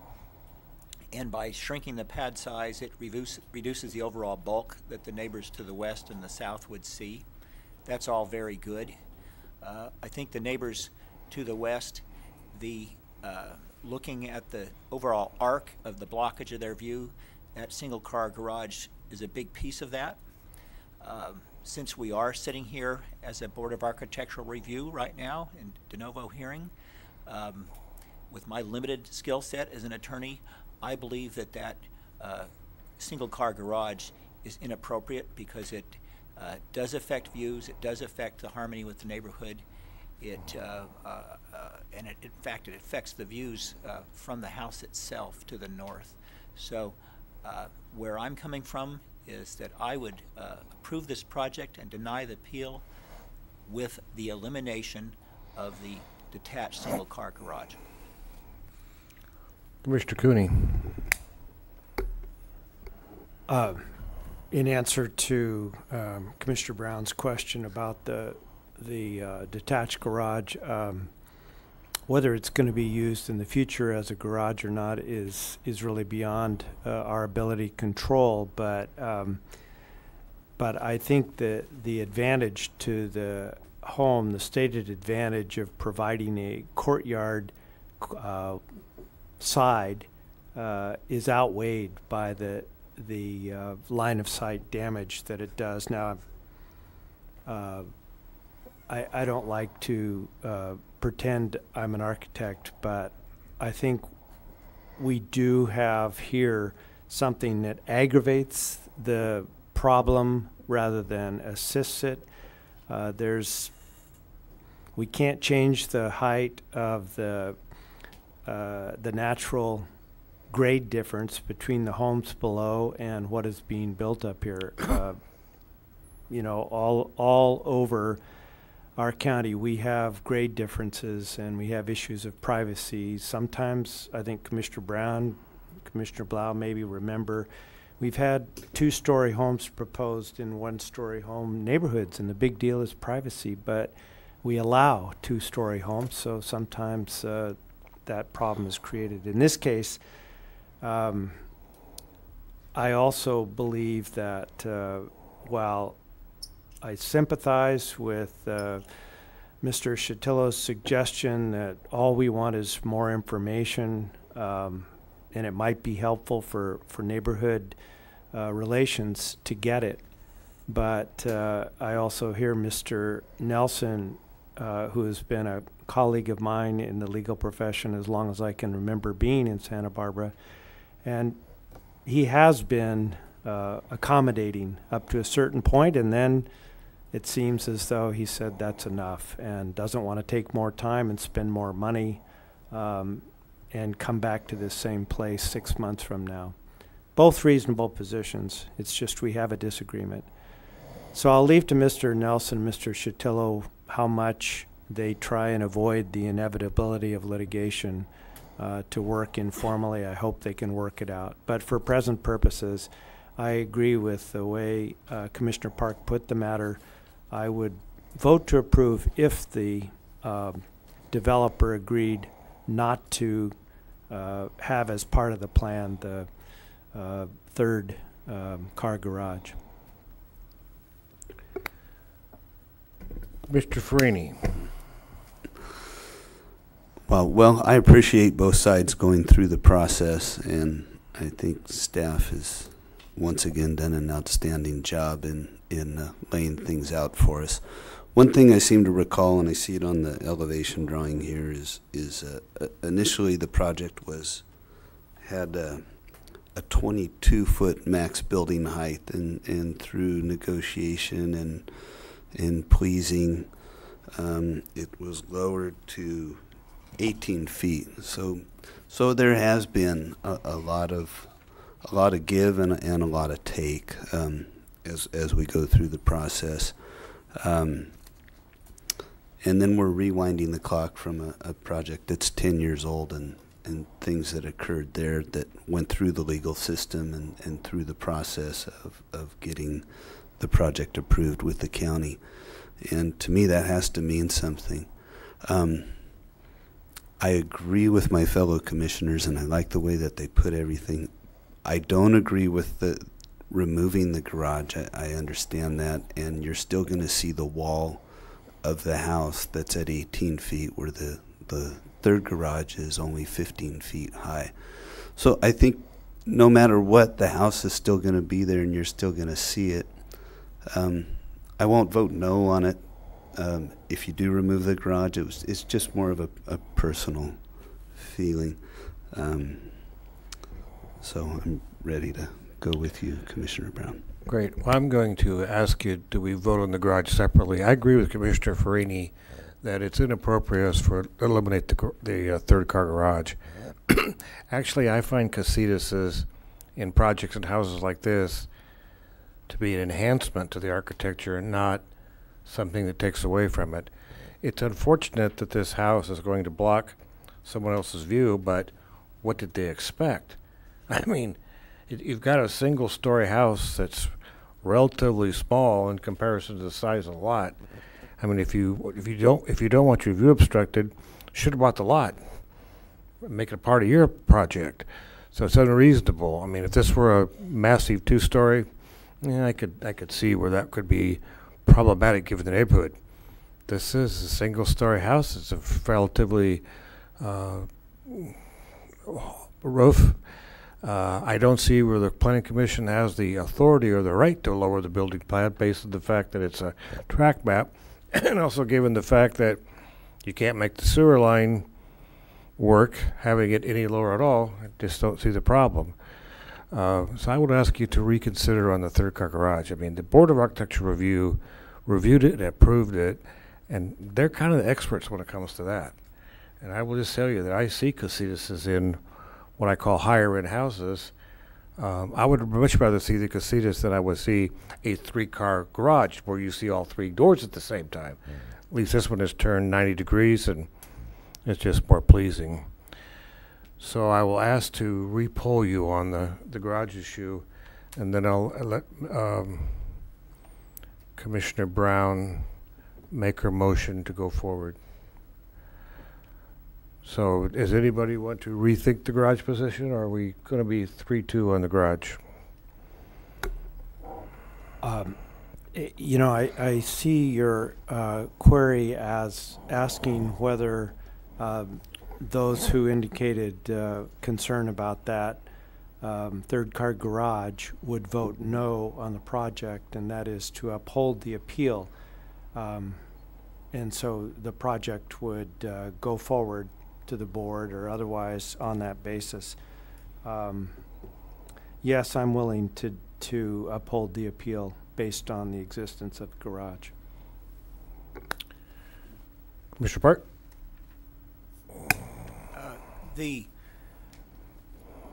northernmost structure that's detached, whether today it's a single-car garage or tomorrow a casita or anything else, I think is an important piece of this project. I think it makes a large difference to the view from different places. It's sitting out there on fill as opposed to the rest of the structure that's on cut, and it's an important part of my decision.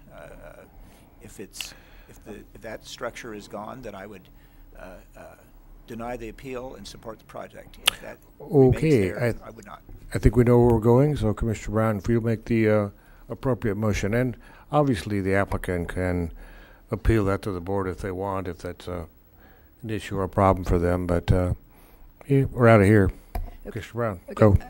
Just want to ask Commissioner Park, so you would uphold the appeal, not based upon... He's saying that he wants the garage to be gone, just Right. like you and Commissioner Right, Cooney. So okay. make your motion okay. to deny the appeal and No, eliminate the to- garage. Wait, I think I want to uphold the appeal. Oh, I'm a little confusing today, okay. Mr. Chair, Commissioners, We I need- think that what was, sorry to interrupt, but I think what was discussed was to deny the appeal and uphold the project as modified with the Right, we are elimination. denying the appeal. The appeal is by Mr. Till's okay. group, Okay. not the applicant. So I think I said that right. Okay. All right. Thank you for the clarity. Okay. But I think we need to ask the applicant if he's willing to eliminate the... Thank you. We want finality more than we want the extra garage. So I just ask you whether it would be appropriate to ask the appellants if they would not appeal if that happened or not. I'm just asking you. Well, we can ask, but It they don't does. It bind wasn't us. doing it. It's not binding, so It's not binding, not going to so- make any difference. I'm not going to ask Okay. the question. Yeah, no, okay. Well, as I said, it's been a very long process for both the applicant and the appellant, and it's really unfortunate that these infill projects consume a lot of people's time and energy. It's about change. It's change to your neighborhood. It's how you feel about where you live. It's about how you feel about the new neighborhood, and we always want some better integration. And sometimes, unfortunately, it's not perfect. I think that we've seen a lot of changes here. I think that they've been some good changes. Are they enough changes? Depends upon where you sit, but I think with the elimination of the garage, that it would help in looking at not seeing a structure there. I think that would be helpful. So with that from the applicant, I appreciate that. So I'm going to then deny the appeal with the change that the garage be eliminated. And does this, right? Is that the correct language? Yep. Single car detached. Yeah, the single car detached garage. And then follows the rest of the staff's recommendations. And a question to the staff. This goes back to BAR again? Mr. Chair, Commissioner Brown, that's correct. So this would, any decision of your commission on the preliminary review would of course be appealable to the board, but assuming no appeal or resolution of the preliminary, then it would go back to the BAR for final approval. I would ask regarding elimination of the garage, if you have any direction to the BAR as to regrade or the incorporation of a wall or a fence, or just leave it up to the designers and the BAR to figure that out. Yeah, I think that would be the best thing to do, is to leave it up to them. Since there's going to be some structure elimination, that the replacement of some sort of stone fence or something will help to soften that particular, that portion of the structure. Mr. Chair, if I could just, on this issue of the wall, just so that there's the maximum clarity to BAR. No, thank you. You can deal with the BAR on different appeals. Thanks. Okay. So do we have a second from Commissioner Brown's motion? Mr. Chair, Commissioner Brown, just to clarify, that's the motion from staff's May 1st memo, the most recent one, along with elimination of the garage? Yes. Second. We have a second. Any further discussion? Great. Mr. Vilbos, you call the roll. Commissioner Park. Approve the motion. Commissioner Cooney. Aye. Commissioner Farini. Aye. Commissioner Brown. Aye. Chair Blau. Aye. Motion passes 5-0. Great, thank you. We're going to Thank take a 10-minute break. Come back for our next item.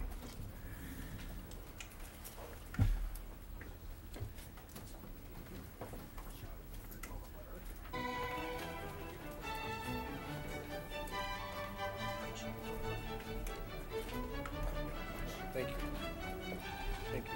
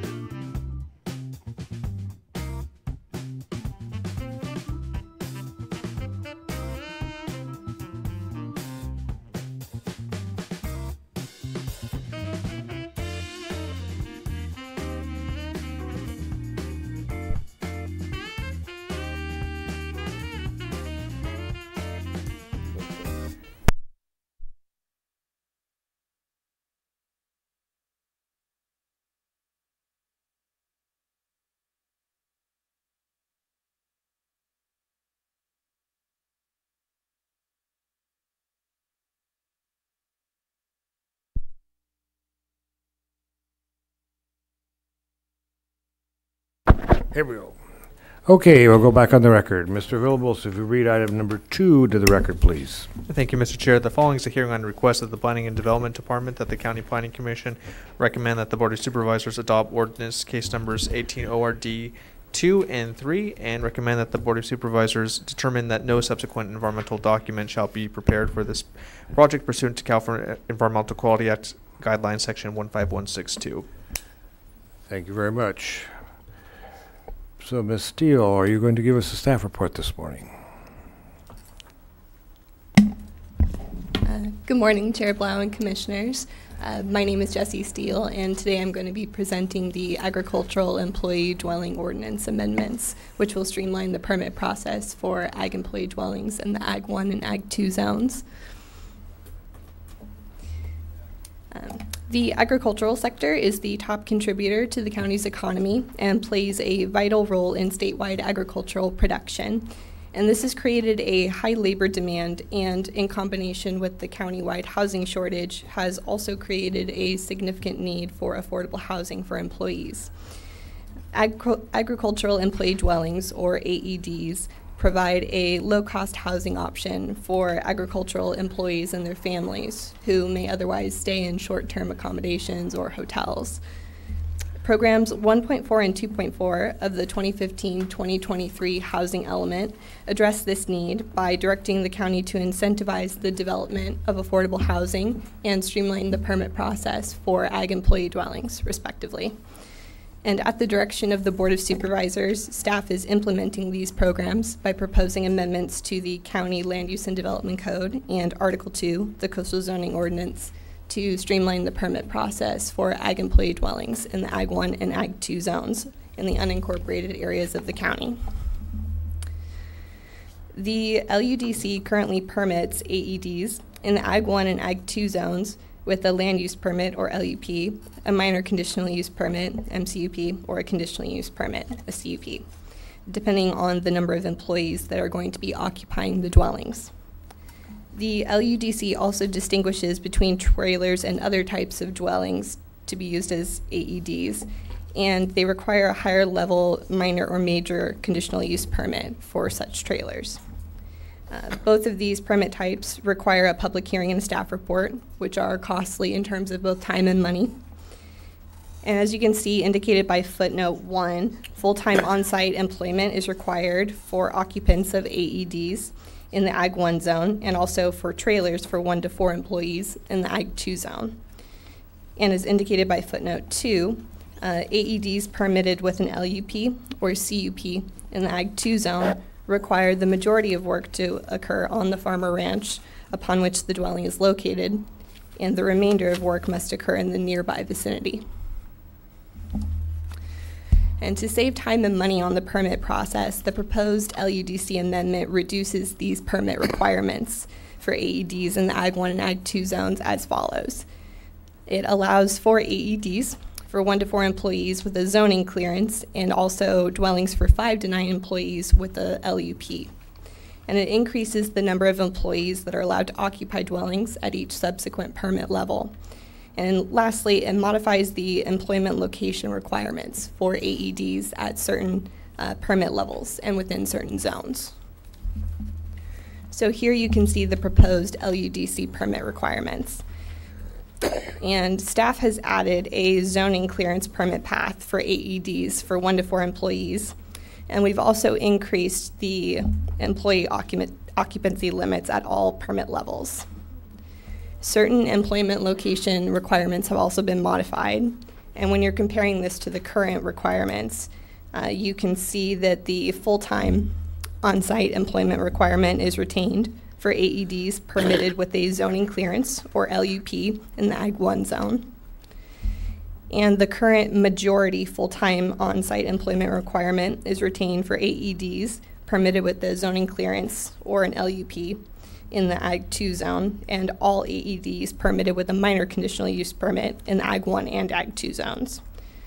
And to remove a potential barrier to housing development, the proposed LUDC amendment eliminates the requirement that the remainder of work occur in the nearby vicinity.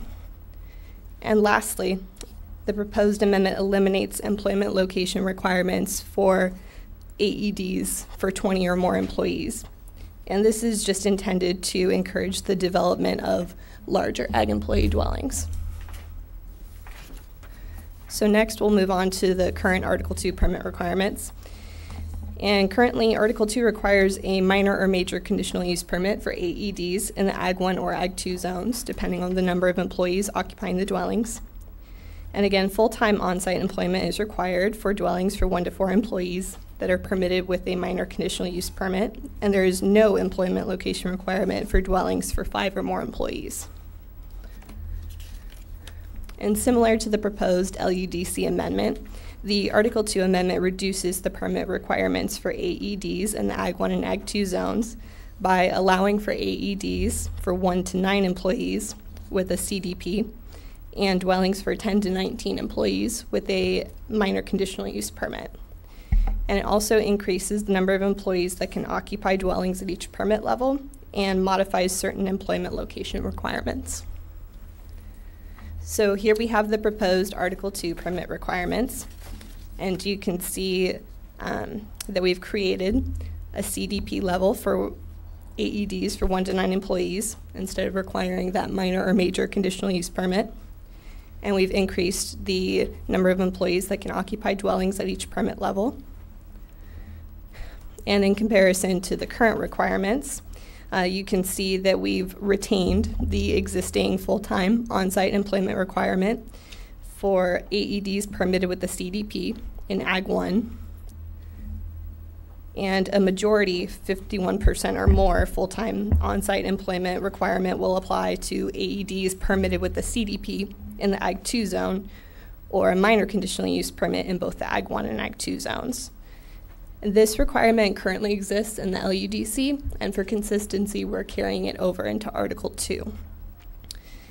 And lastly, the proposed amendments do not include an employment location requirement for AEDs for 20 or more employees. And again, this is just to encourage the development of larger AEDs. And both the proposed LUDC and Article 2 amendments remove language regarding the use of trailers as AEDs and add language to clarify that manufactured homes and mobile homes may be used as such dwellings. The proposed amendments also retain existing requirements that apply to all AEDs. For example, all applicants must demonstrate the need for AEDs on a lot and submit employment verification documents every 5 years. And applicable BAR design review requirements have also been retained. As public outreach for the project, staff met with the County Agricultural Advisory Committee in March, and the AAC's comments regarding permit types and occupancy requirements are reflected in the proposed amendments.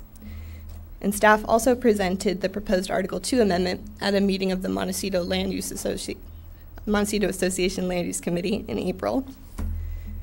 And on April 17th, we took the proposed Article 2 amendment to the MPC, and they voted 3-0 to recommend approval of the proposed Article 2 amendment to your commission.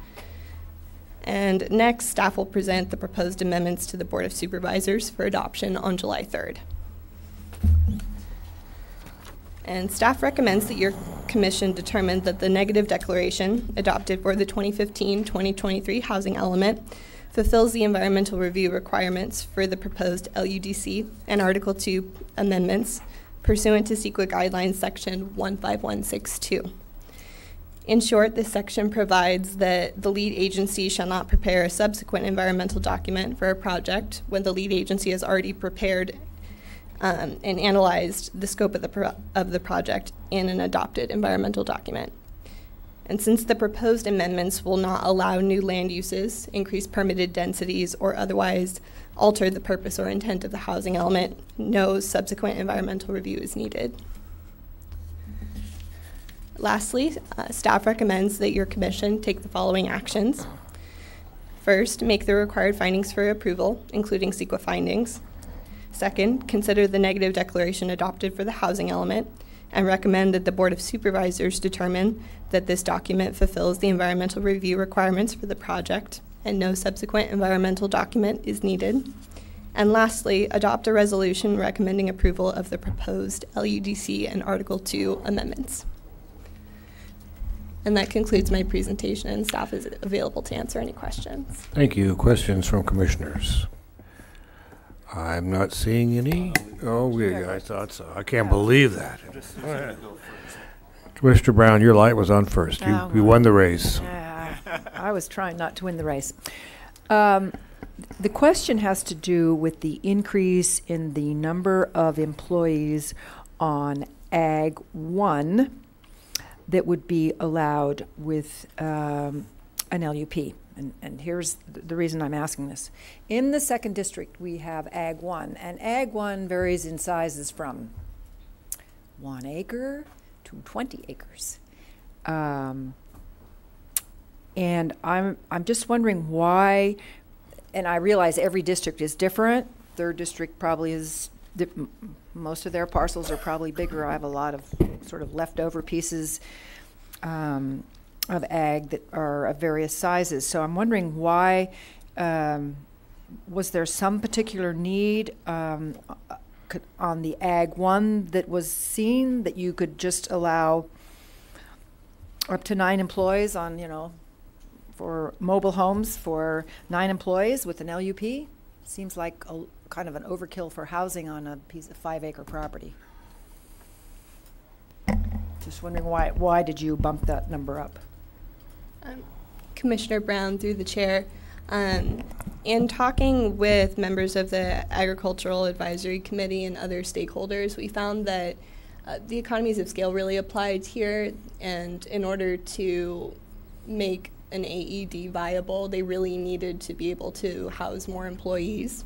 On a small Ag 1 parcel of 5 acres? But on top of that, there are requirements that you have to demonstrate the need. So it would probably be unlikely that on a small Ag 1 parcel there is enough agriculture to need that many employees. But in the event that there is, we wanted to provide that opportunity. And how would you demonstrate the need? How is that done? Commissioner Brown, through the chair, you would have to submit documentation. It would be one of the listed employment verification materials that are in the ordinance, such as a W-2 or a notarized contract, something saying how much the employee is being paid and how long they'll be working. But that doesn't tell me of the agricultural need for a lot of employees, unless it's cannabis or something that's pretty Mr. Chair, Commissioner Brown, in addition to the material that was mentioned in terms of the submittal, information on the tasks that the employees are doing and looking at what the agriculture is on the premises is really a key in terms of trying to correlate the need for the employment for those types of crops. Some crops are more intensive, and I do concur with Ms. Steele that it's likely that on the upper end, because of the parcel sizes, you're not going to be able to demonstrate a need for 9 employees, but it gives at least a flexibility. San Ynez Ag 1 parcels, you have some larger parcels that potentially you could have that. Okay. And also we got a letter from Mr. Caldwell, which I thought was interesting, not knowing much about where ag employees work. Why was the carryover of the 51% working full time on the particular site where the dwellings are located? Why was that considered? Chair Blau, Commissioner Brown, this was existing language, at least in the LUDC, but we retained it with the intention of keeping the ag use tied to the need for the AED. And the idea was that if there truly is the need for an AED, and the law should be supportive of the agriculture, and therefore the employees should have this full-time on-site employment requirement. So I could be an agriculturalist with multiple properties spread throughout the Santa Maria Valley and just choose a parcel where I could locate these dwellings and then have my employees work full-time at someplace else. They probably move around, I guess, to crops. Perhaps our Commissioner Farini could. Okay, so I'll let him follow that. But it just seems to me, the little I know, that that sometimes employees aren't just located on one parcel; they go to others. Anyway, I'll let Commissioner Farini. Commissioner Park. Okay, thank you. Yeah, that actually leads into a question I have too. we all have this idea of grandma and grandpa homesteaded 160 acres or 40 acres, and you'd have this farm here, and then another farmer would have a farm there, and so forth. But modern agriculture is farmers that have scattered properties all over the Santa Maria Valley or the Lompoc Valley. And that's just the way it works. So I really think this is a wonderful program here to streamline things, but I can't get behind retaining the on-site employment requirements. Does the whole thing fall apart if we eliminate the on-site employment requirements? Well, just to weigh in to help you here, I'm probably going to want to do the same thing. I don't like it doesn't work for Santa Maria. I mean, you have lots of farmers that won't do that, and you may want to have your 9 employees here, and they work on 6 different farms. And you may want to put them in an industrial area where land is a little cheaper, even cheaper than some of the farmland. But I'll let Commissioner Farini weigh in on that as well. If I may add to what you all are talking about. So I think I've used this metaphor before, that our industry, Santa Maria, Lompoc, I think, other areas, Cuyama, think of you talked about grandma and grandpa's homestead. Well, think about the quilt, and it's all these little squares, and then throw that quilt down. And yeah, maybe my operation has a checkerboard of properties around the valley, as do fellow growers.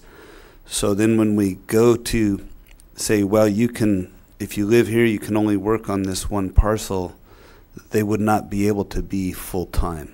Okay, so the constraints would make it that we're either operating illegally via this, or we just would never be able to do it. So it kind of shuts it down, and it's not viable. The way it works, so if I could keep going, is if you're growing lettuce, and specifically we grow so many acres a week of lettuce, and it's 25 acres, and that's for a supplier. Okay, and we start on the 100-acre ranch. Okay, so that's 4 weeks of harvest, and then that ranch is done. It's the ground is prepared, and then a new crop is planted. So then we move to the next ranch, and the next ranch, and the next ranch to fulfill that contract. So it's always in motion. So the efficiency is, some people like to harvest, and some people like to drive tractor.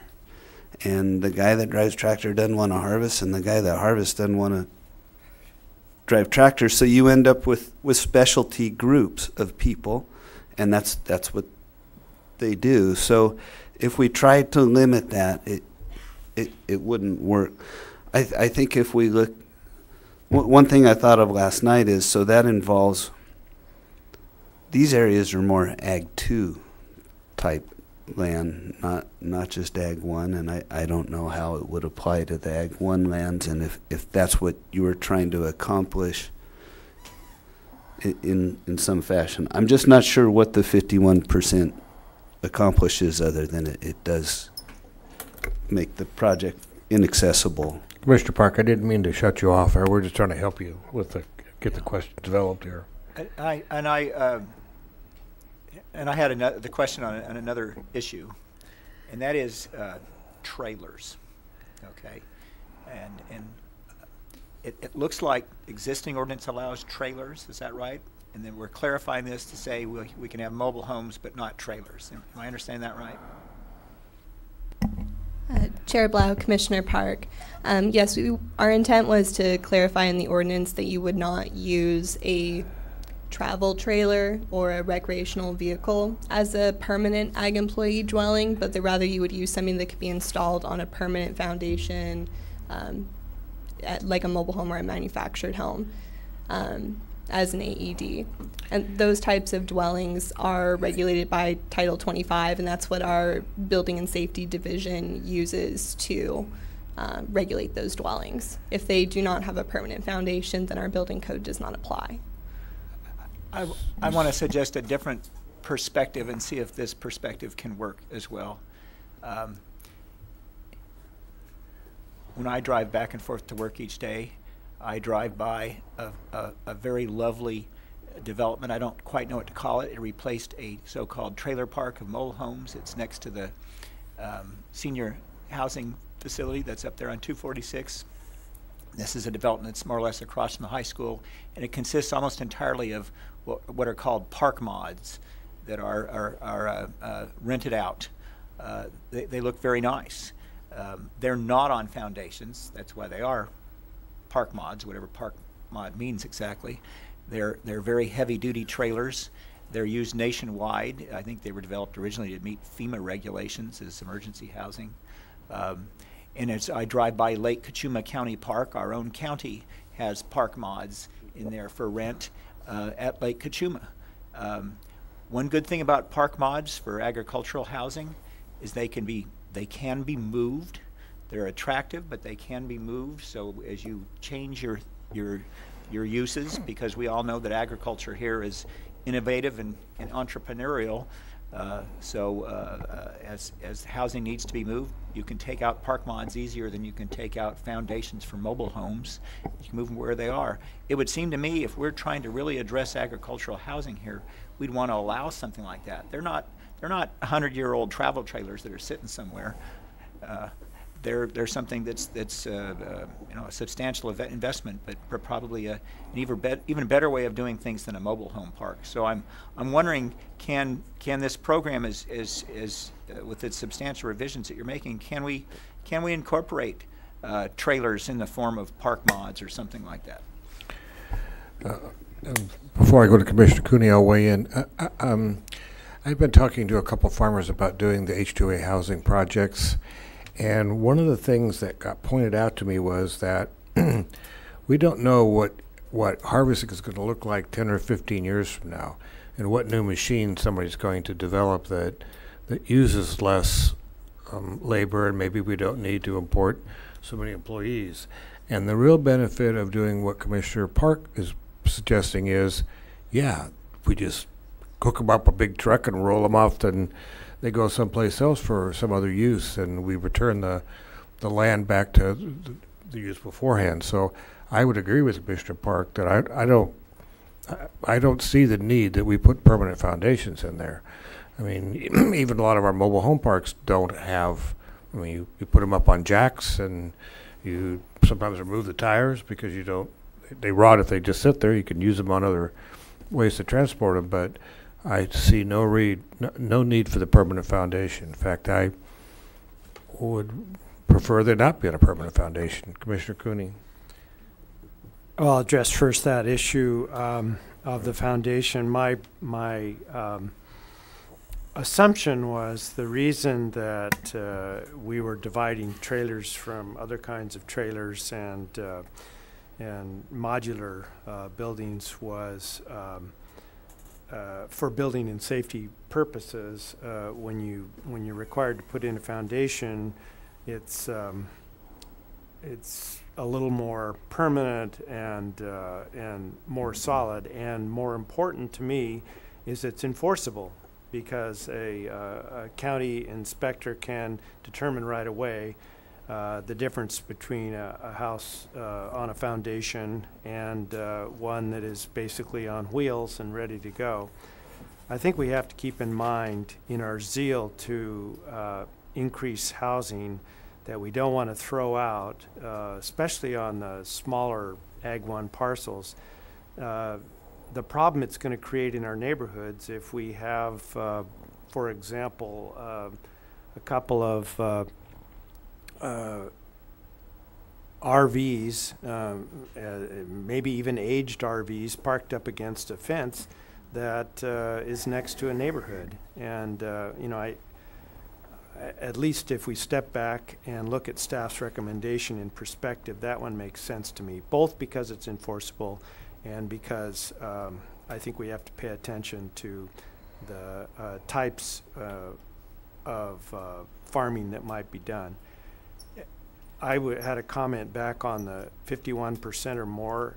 My big problem with that is it's unenforceable. You know, every employee changes their job week by week, if not day by day, and to keep track of whether he spends half his time or just a little less than half his time on each of 2 parcels, I think it's unenforceable, and it addresses this larger issue of whether the county is going to be in a position to enforce any of these fine lines. You know, if you have a need for employee housing, let's make it simple so that if there's a violation, everybody knows about it. Thank you. I'm no lights at the moment, so I'm going to go to public speakers if you all don't mind. Chair Mr. Blau, Freeney. if I may, just to respond to the question about the use of recreational vehicles as dwellings. We've looked into this, and I also consulted the chief building officer here at the county. And it's an interesting situation because there's actually quite a few state laws that may come into play, but so long as a recreational vehicle is a licensed vehicle for roadway purposes, the building code doesn't even come into play. So the building official has no jurisdiction over that. There are some situations, though, where if an RV is being used in a certain fashion for a period of time, it must be placed on a foundation pursuant to state law, not pursuant to the zoning code or the building code.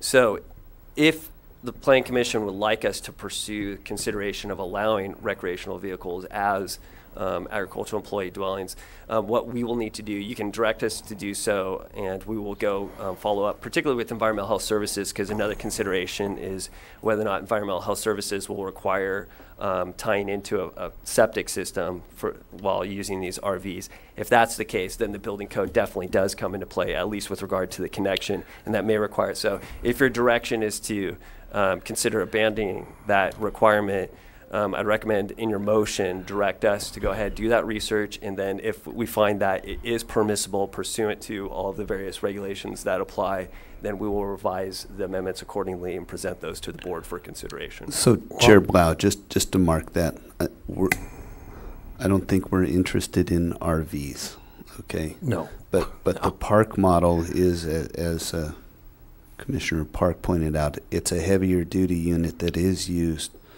to live in, okay?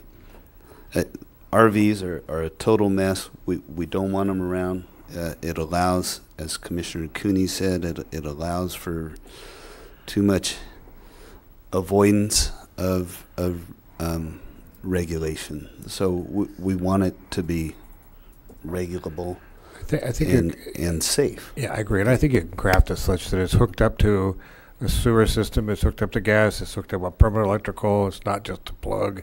And there's, not all mobile home parks have foundations with them. Some of them just simply use jacks and other devices to stabilize it's not movable except when you take all that stuff out of there and disconnect it. So I think we're talking about that. Commissioner Park, you have more? Well, again, on the park mods, when you look at those trailers, the amount of steel in them, I mean, they're heavy-duty steel girders. It's really kind of astonishing. It's much heavier duty than what you see under mobile homes. But also, of course, it's true that they're not subject to the building code, but we are not talking about 30-year-old Winnebagos here. We're talking about something that's strictly regulated by HUD. I mean, they all have to meet HUD requirements to be called this thing. And so they're very heavily regulated but under federal law as to exactly how they're built and what they are. And just a statement. Okay, now I'm going to go to public comment. I'm going to Santa Maria first, and Andy Caldwell.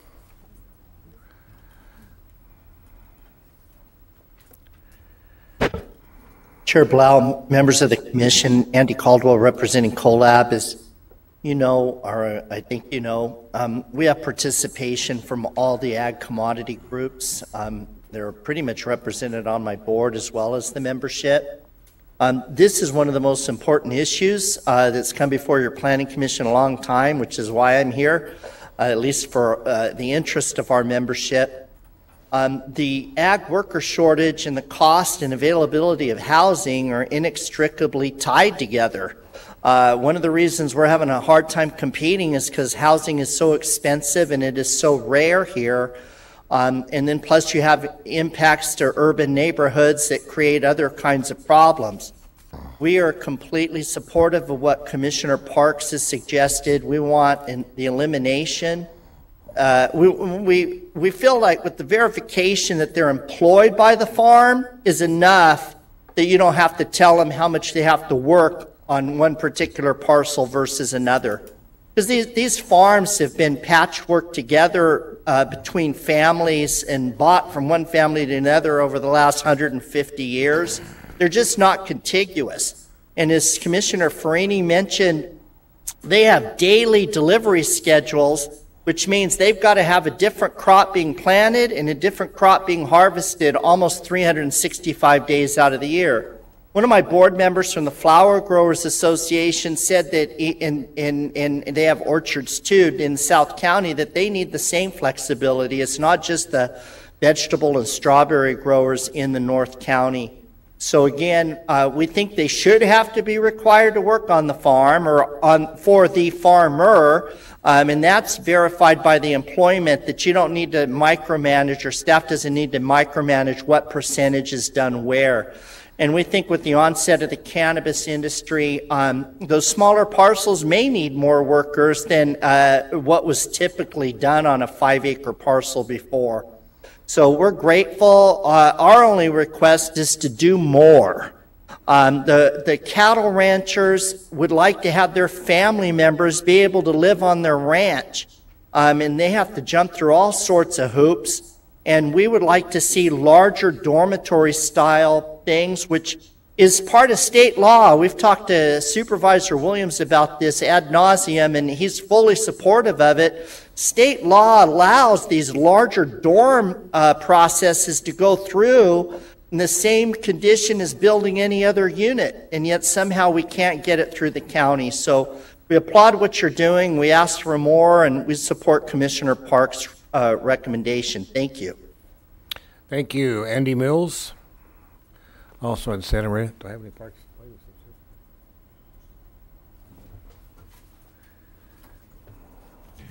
Chair Blau, members of the commission, I'm Andy Mills representing the Santa Barbara Cattlemen's Association.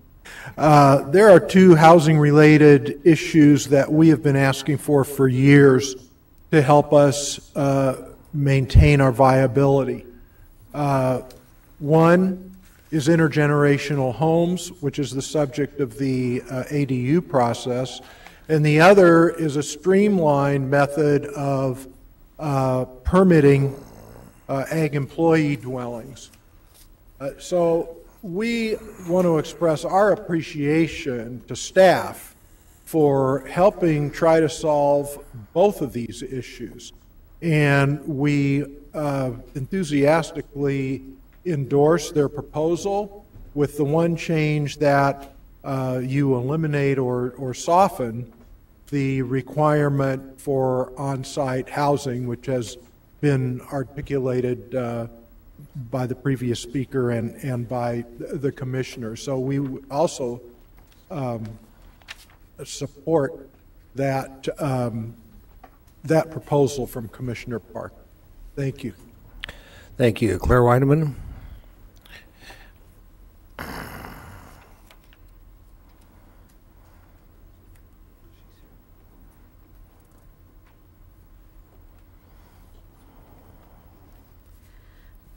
Hi, good morning. My name is Claire Weinman. I'm the president of the Grower Shipper Association of Santa Barbara and San Luis Obispo counties. We do appreciate the intent to streamline the permit process for farm worker housing. It's recognized by the staff presentation, and as we've commented previously, local ag is experiencing a severe and ongoing labor shortage. In a response to this, many of our members have increasingly turned, as discussed, to the H-2A program. It's a temporary agricultural guest worker visa program that requires employers to provide housing to employees who cannot reasonably return to their permanent residence. The recent events in the city of Santa Maria and other cities highlight the need for a multi-pronged approach to a complex problem and the need for farm worker housing in Santa Barbara County's land use jurisdiction. We find the proposed revisions directionally correct, and we would support them if they are the only feasible option for improvement. However, the options before you today we see as a missed opportunity for more meaningful improvement. Fundamentally, given the current and ongoing labor shortage, we increasingly see agricultural employee dwellings and farm worker housing complexes as essential agricultural support infrastructure needed to fulfill the intent to preserve lands for agricultural use.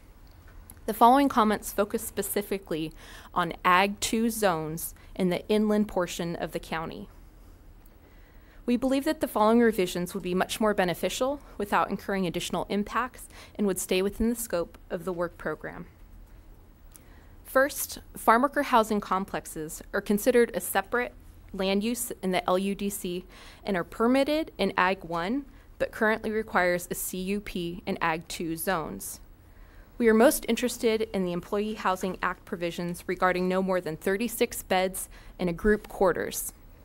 Please change the permit requirements for farm worker housing complex for no more than 36 beds in a group quarters to be permitted in Ag 2 rather than a CUP as a part of this ordinance improvement process.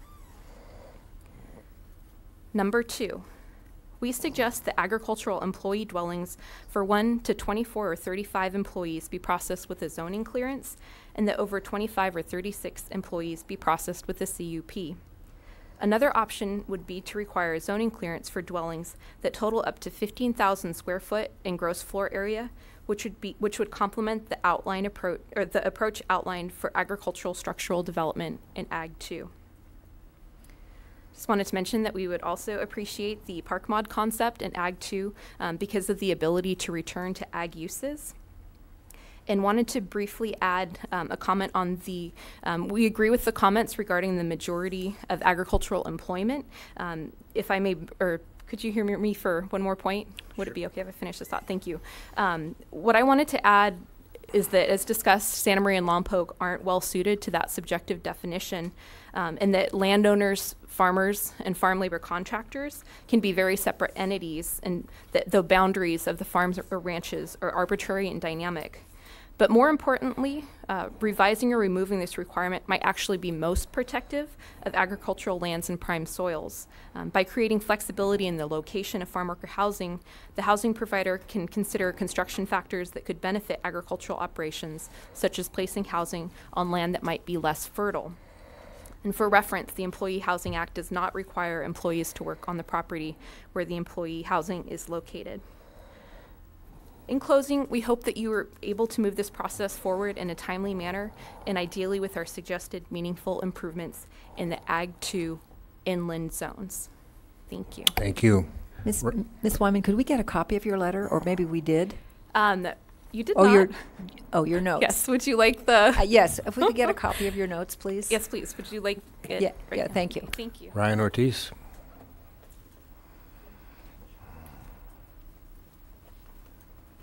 Good morning, Commissioners. My name is Ryan Ortiz. I am a housing consultant representing Frank Thompson Housing Consultants. First of all, thank you for your time this morning. I'm here to show general support and appreciation in the direction that this conversation has been going this morning. I am here to show support for the proposed amendment, which will bring Santa Barbara into compliance with California state law. I believe that by adopting this amendment, we will create greater diversity in the housing options available to farm laborers, which will create opportunities for these workers to thrive in Santa Barbara County. Once again, thank you for your time this morning. Thank you. Mary, and I'm Doctorman? Okay, great. Good morning, Commissioners and staff. My name is Mary Doctorman. I'm also representing Frank Thompson Housing Consultants. We seek to provide affordable housing in Santa Barbara and other counties by using low-income housing tax credits and tax-exempt bond financing. And to that end, we support all of the amendments that staff proposed and the further amendments to create greater opportunities for providing farm or agricultural employee dwellings. I'd just like to make a comment about where we were talking about centralizing locations for farm worker dwelling or agricultural employee dwellings, is that what we're finding as we look at properties to do agricultural labor dwelling is that you need to have water and sewer provided. And so you can't just take any large A1 or A2 property and provide farm labor housing, because you have to have those other services. So in that sense, centralizing the development on areas that have water and sewer, and there are a few properties in the county that are well suited to do agricultural labor housing. And so I hope that answers one of the questions why every property isn't appropriate for that use. That's it. Thank you. I'd be happy to answer any questions if you have them. Thank you. I think we're good. That was my last speaker slip. Seeing no one else come forward, I'll close the public hearing and bring it back. Chair Blau? Go ahead, Andy. Excuse me. Lisa Bedrogi had submitted a slip. We don't know if you got it or not. No, sir, I didn't, Lisa. I got her letter, though, but have her talk. Good morning. Hi, good morning, Commissioner Blau and Commissioners. My name is Lisa Bedrogi, and I'm a land use consultant representing agriculture for over 20 years. And I really appreciate the direction that you are going in this morning. Certainly any efforts to streamline and provide more tools to our agricultural community are desperately needed, particularly in the arena of housing. I did want to point out what's interesting about the zoning ordinance is there's actually two different sections that address farm worker housing or ag employee dwellings. And the limit in the farm worker housing section is 36 beds or 12 single family dwellings. So this section of the ordinance applies to any scale development over 36 beds. And in the North County in particularly, where we have large agricultural operators, the need and demand for housing and for farm workers particularly is really great.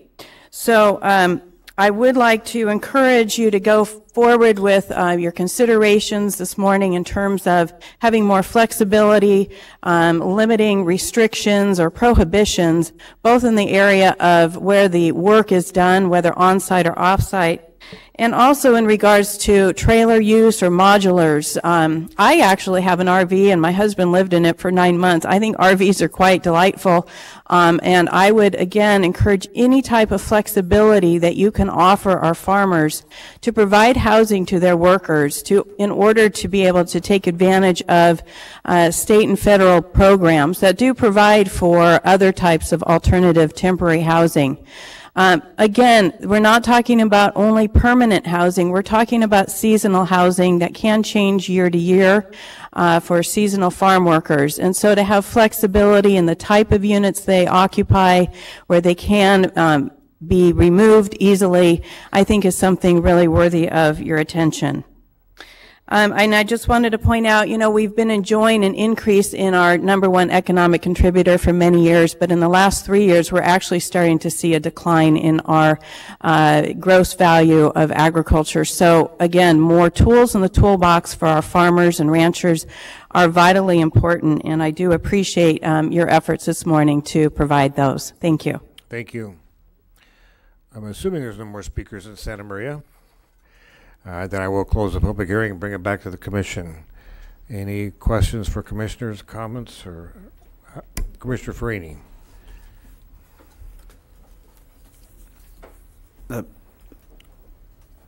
On the numbers that are proposed, I was just looking at it, and they're again really more on the Ag 2 and the differentiation. And I think Claire put it pretty well. She's talking about the inland Ag 2 land is to expand that somehow so that it really is differentiated out, because these are large commercial farm areas. There again, if you go into Santa Maria, that's all there is out there.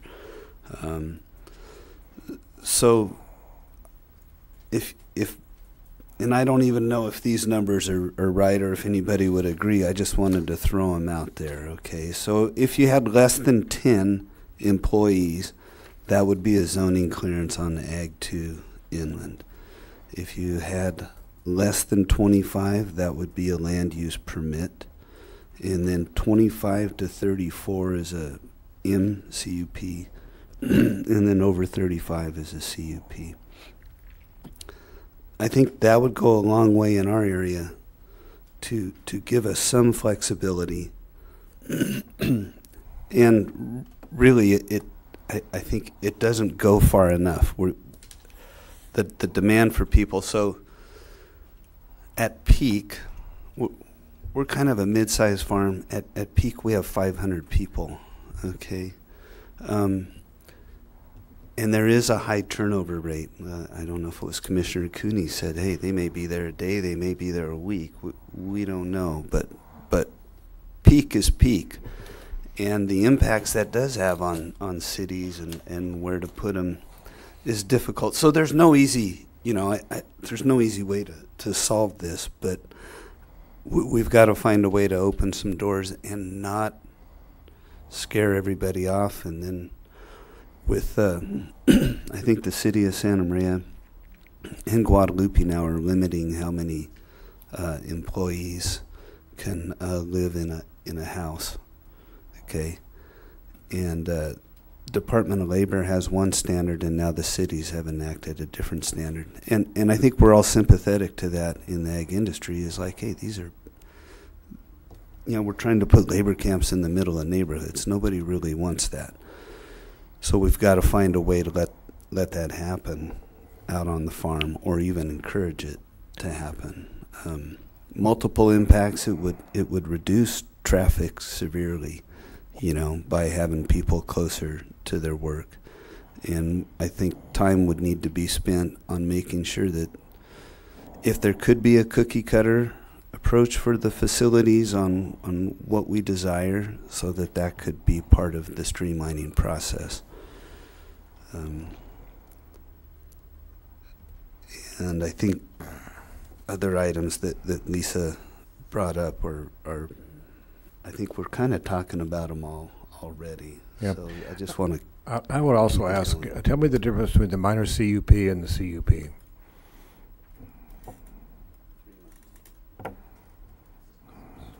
I knew that one, but yeah. Well, I guess the real question is, why would not a minor CUP work for all of the requirements that you have on the chart? What is the need for a regular CUP as opposed to a minor CUP if we're talking about farm worker housing? Mr. Chair, Commissioners, generally, if you look at the uses that are subject to a major CUP, they generally may be in terms of scale, more intensity of use, and the decision maker is the Planning Commission. And so those factors often go in hand with the break point between what's a minor and what's a major. And so if it's the number of housing units, the issues of adequate wastewater, water, having it reviewed by fire, access, all of those things, you're going to probably likely have a development plan. So they align with the major CUP category. So I think it's certainly something that could be considered, but at least just to respond to your question, generally looks at intensity of use for that activity and whether or not it becomes a minor or major CUP. Mr. Brown. I like Commissioner Farini's idea of separating the Ag 1 from the Ag 2. I think that you can accommodate more on Ag 2 with lesser level of permit, whereas in Ag 1 you're talking about intensity of use. You probably need a higher level of permit, just depending upon what it is. But when you come back, if there's consensus on the commission, I'd kind of like to see that separation, that difference, as he discussed, because I think that's slightly different on the south coast than the North County. From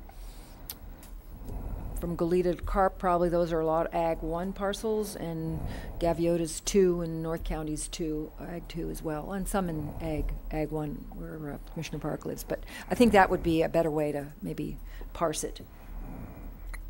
Commissioner Cooney. Just an observation. I think we need another hearing to narrow down the items that we evidently agree on, and those that could be differentiated. For example, Commissioner Farini's differentiation of Ag 2 and Ag 1 would cause these charts to all be thrown out and modified. Whereas I don't have a big problem with that, certainly from the standpoint of the first district, where we have a lot of ag use, but they're smaller parcels, primarily Ag 1. I'm going to get concerned if we don't have a permitting path that makes sense for the surrounding neighborhoods.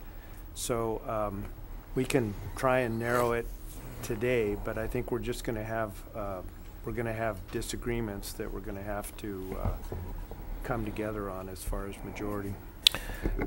I would agree with that. I would also think that we might want to take a look at the size of the parcel.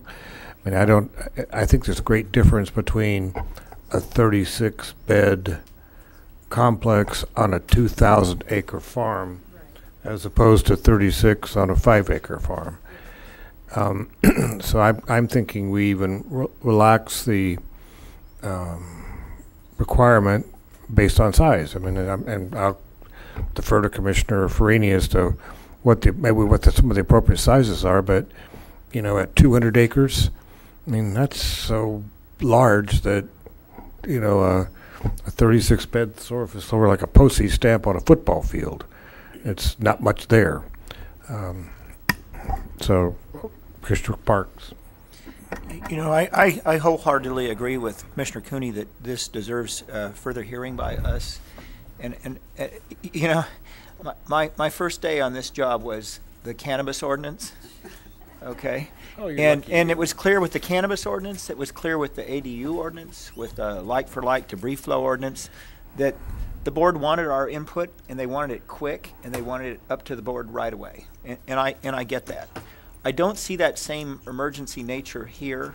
I think what the board would like us to do here is to take the time, use our knowledge, and do a really thorough job so it's not rushed up to them. I personally am extremely impressed by how staff has done this. This is so thorough, a rethinking of this. It's very impressive to me, but I think that we can make a really good thing better. So I would like to move that we continue this to a future hearing with direction to the staff to explore the elimination or reduction of the on-site employment requirements, and to explore the incorporation of the allowing the use of park mods in addition to mobile homes and so forth, and to look at the other items that are suggested in the Claire Weinman's notes with regard to distinguishing between Ag 1 and Ag 2 uses. I think that's pretty clear. I think we're all in agreement on that one. Is there other things, Commissioner Freeney, that you want to have staff modify? If I could get agreement on having staff look at the chart I proposed, the zoning clearance for less than 10, LUP for less than 25 on Ag 2 inland. I think there's agreement all up and down the... Okay. Yeah, I certainly agree with that. So okay, thank you. You got it. Okay, any other comments? All right, we have a motion. We have a second. Chair Blau, members of the commission, if I could just interject for a second. Sorry, I was paying attention. I think it'd be good for us to come up with a date before we take an action. So staff is currently looking at dates that they could come back before the commission. So Chair, members of the commission, if we could take like a couple-minute break to review potential dates so that we can come back with that to the commission. And I kind of would like it in North County too, to tell you the truth. Seeing how that's probably... Well, July 11, we're in the North County, and we have a pretty light agenda, for what it's worth.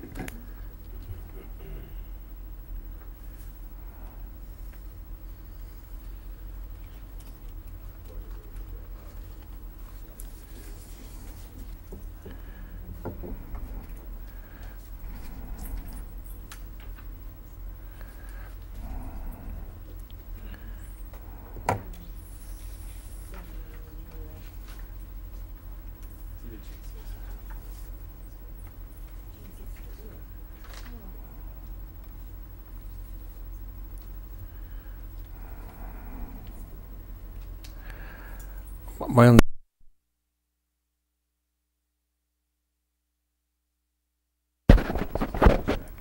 only comment would be that I don't really want to delay this thing any more than we have to. If there's any way that staff could, I don't think we're asking for that many changes or modifications. Do you think do you think that the 30th is enough time? That's 3 weeks away. I'm just asking. Chair Blau, it's not so much the work that's needed for this particular project, it's the other things we have going on, and we have a number of other deadlines that we're trying to make in order to get a number of projects to the board in July. Right now, I don't see this being feasible coming back to you before May 30th at the earliest. Possibility June 6th, even that would require us to hustle, but then the next available date would be June 27th. If we select June 27th, this is going to delay our target dates to get this to the board. As you're maybe aware, this was actually included in the ag tier permitting project, but when we saw that that project is going to require an environmental document, this individual project doesn't require an environmental document, at least as currently proposed. So we pulled that out of ag tier permitting in order to get this project processed as quickly as possible. Hence, we're shooting to try to get this to the board in July. So just keep that in mind. This was intended to be kind of fast-tracked in a way, separate from the ag tier permitting project. And if we push back to, say, June 27th, we're not going to be able to get this to the board until after their recess. Well, I'm suggesting I'm suggesting May 30th, and it's a fairly light day that day. And if we need to spend some time ourselves making some changes, we'll make the changes and get it to the board post. Once again, Chair Blau, we have one that would require us, in order to make all of our deadlines for docketing, we would have basically till tomorrow to get this done. And once again, I'm trying to manage expectations, and I do not want any of our other projects' schedules being compromised based upon us trying to get this to back here by May 30th. I think inevitably we're just going to have to push it back, and it's going to be delayed. So, Commissioner Cooney. I'm not sure where it went, but I know what happened. June 13th would normally be Planning Commission date, but I gather it's during budget hearings, so it went off. And checking on June 6th, does that help?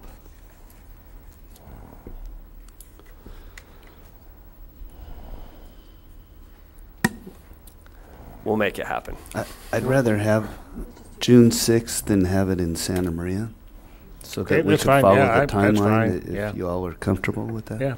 I was just going to say that the highway widening really needs to be in the South County, so. That's fine, yeah. No, that's great. I said if possible. So I'll second Commissioner Park's motion.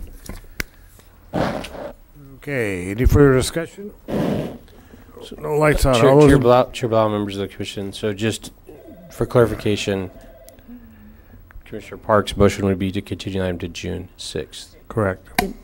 Where? At Santa Barbara. Okay, all right, fine. Yep. So, all those in favor, say aye. Aye. Aye. Aye. Passed. I think we're adjourned. Thank you.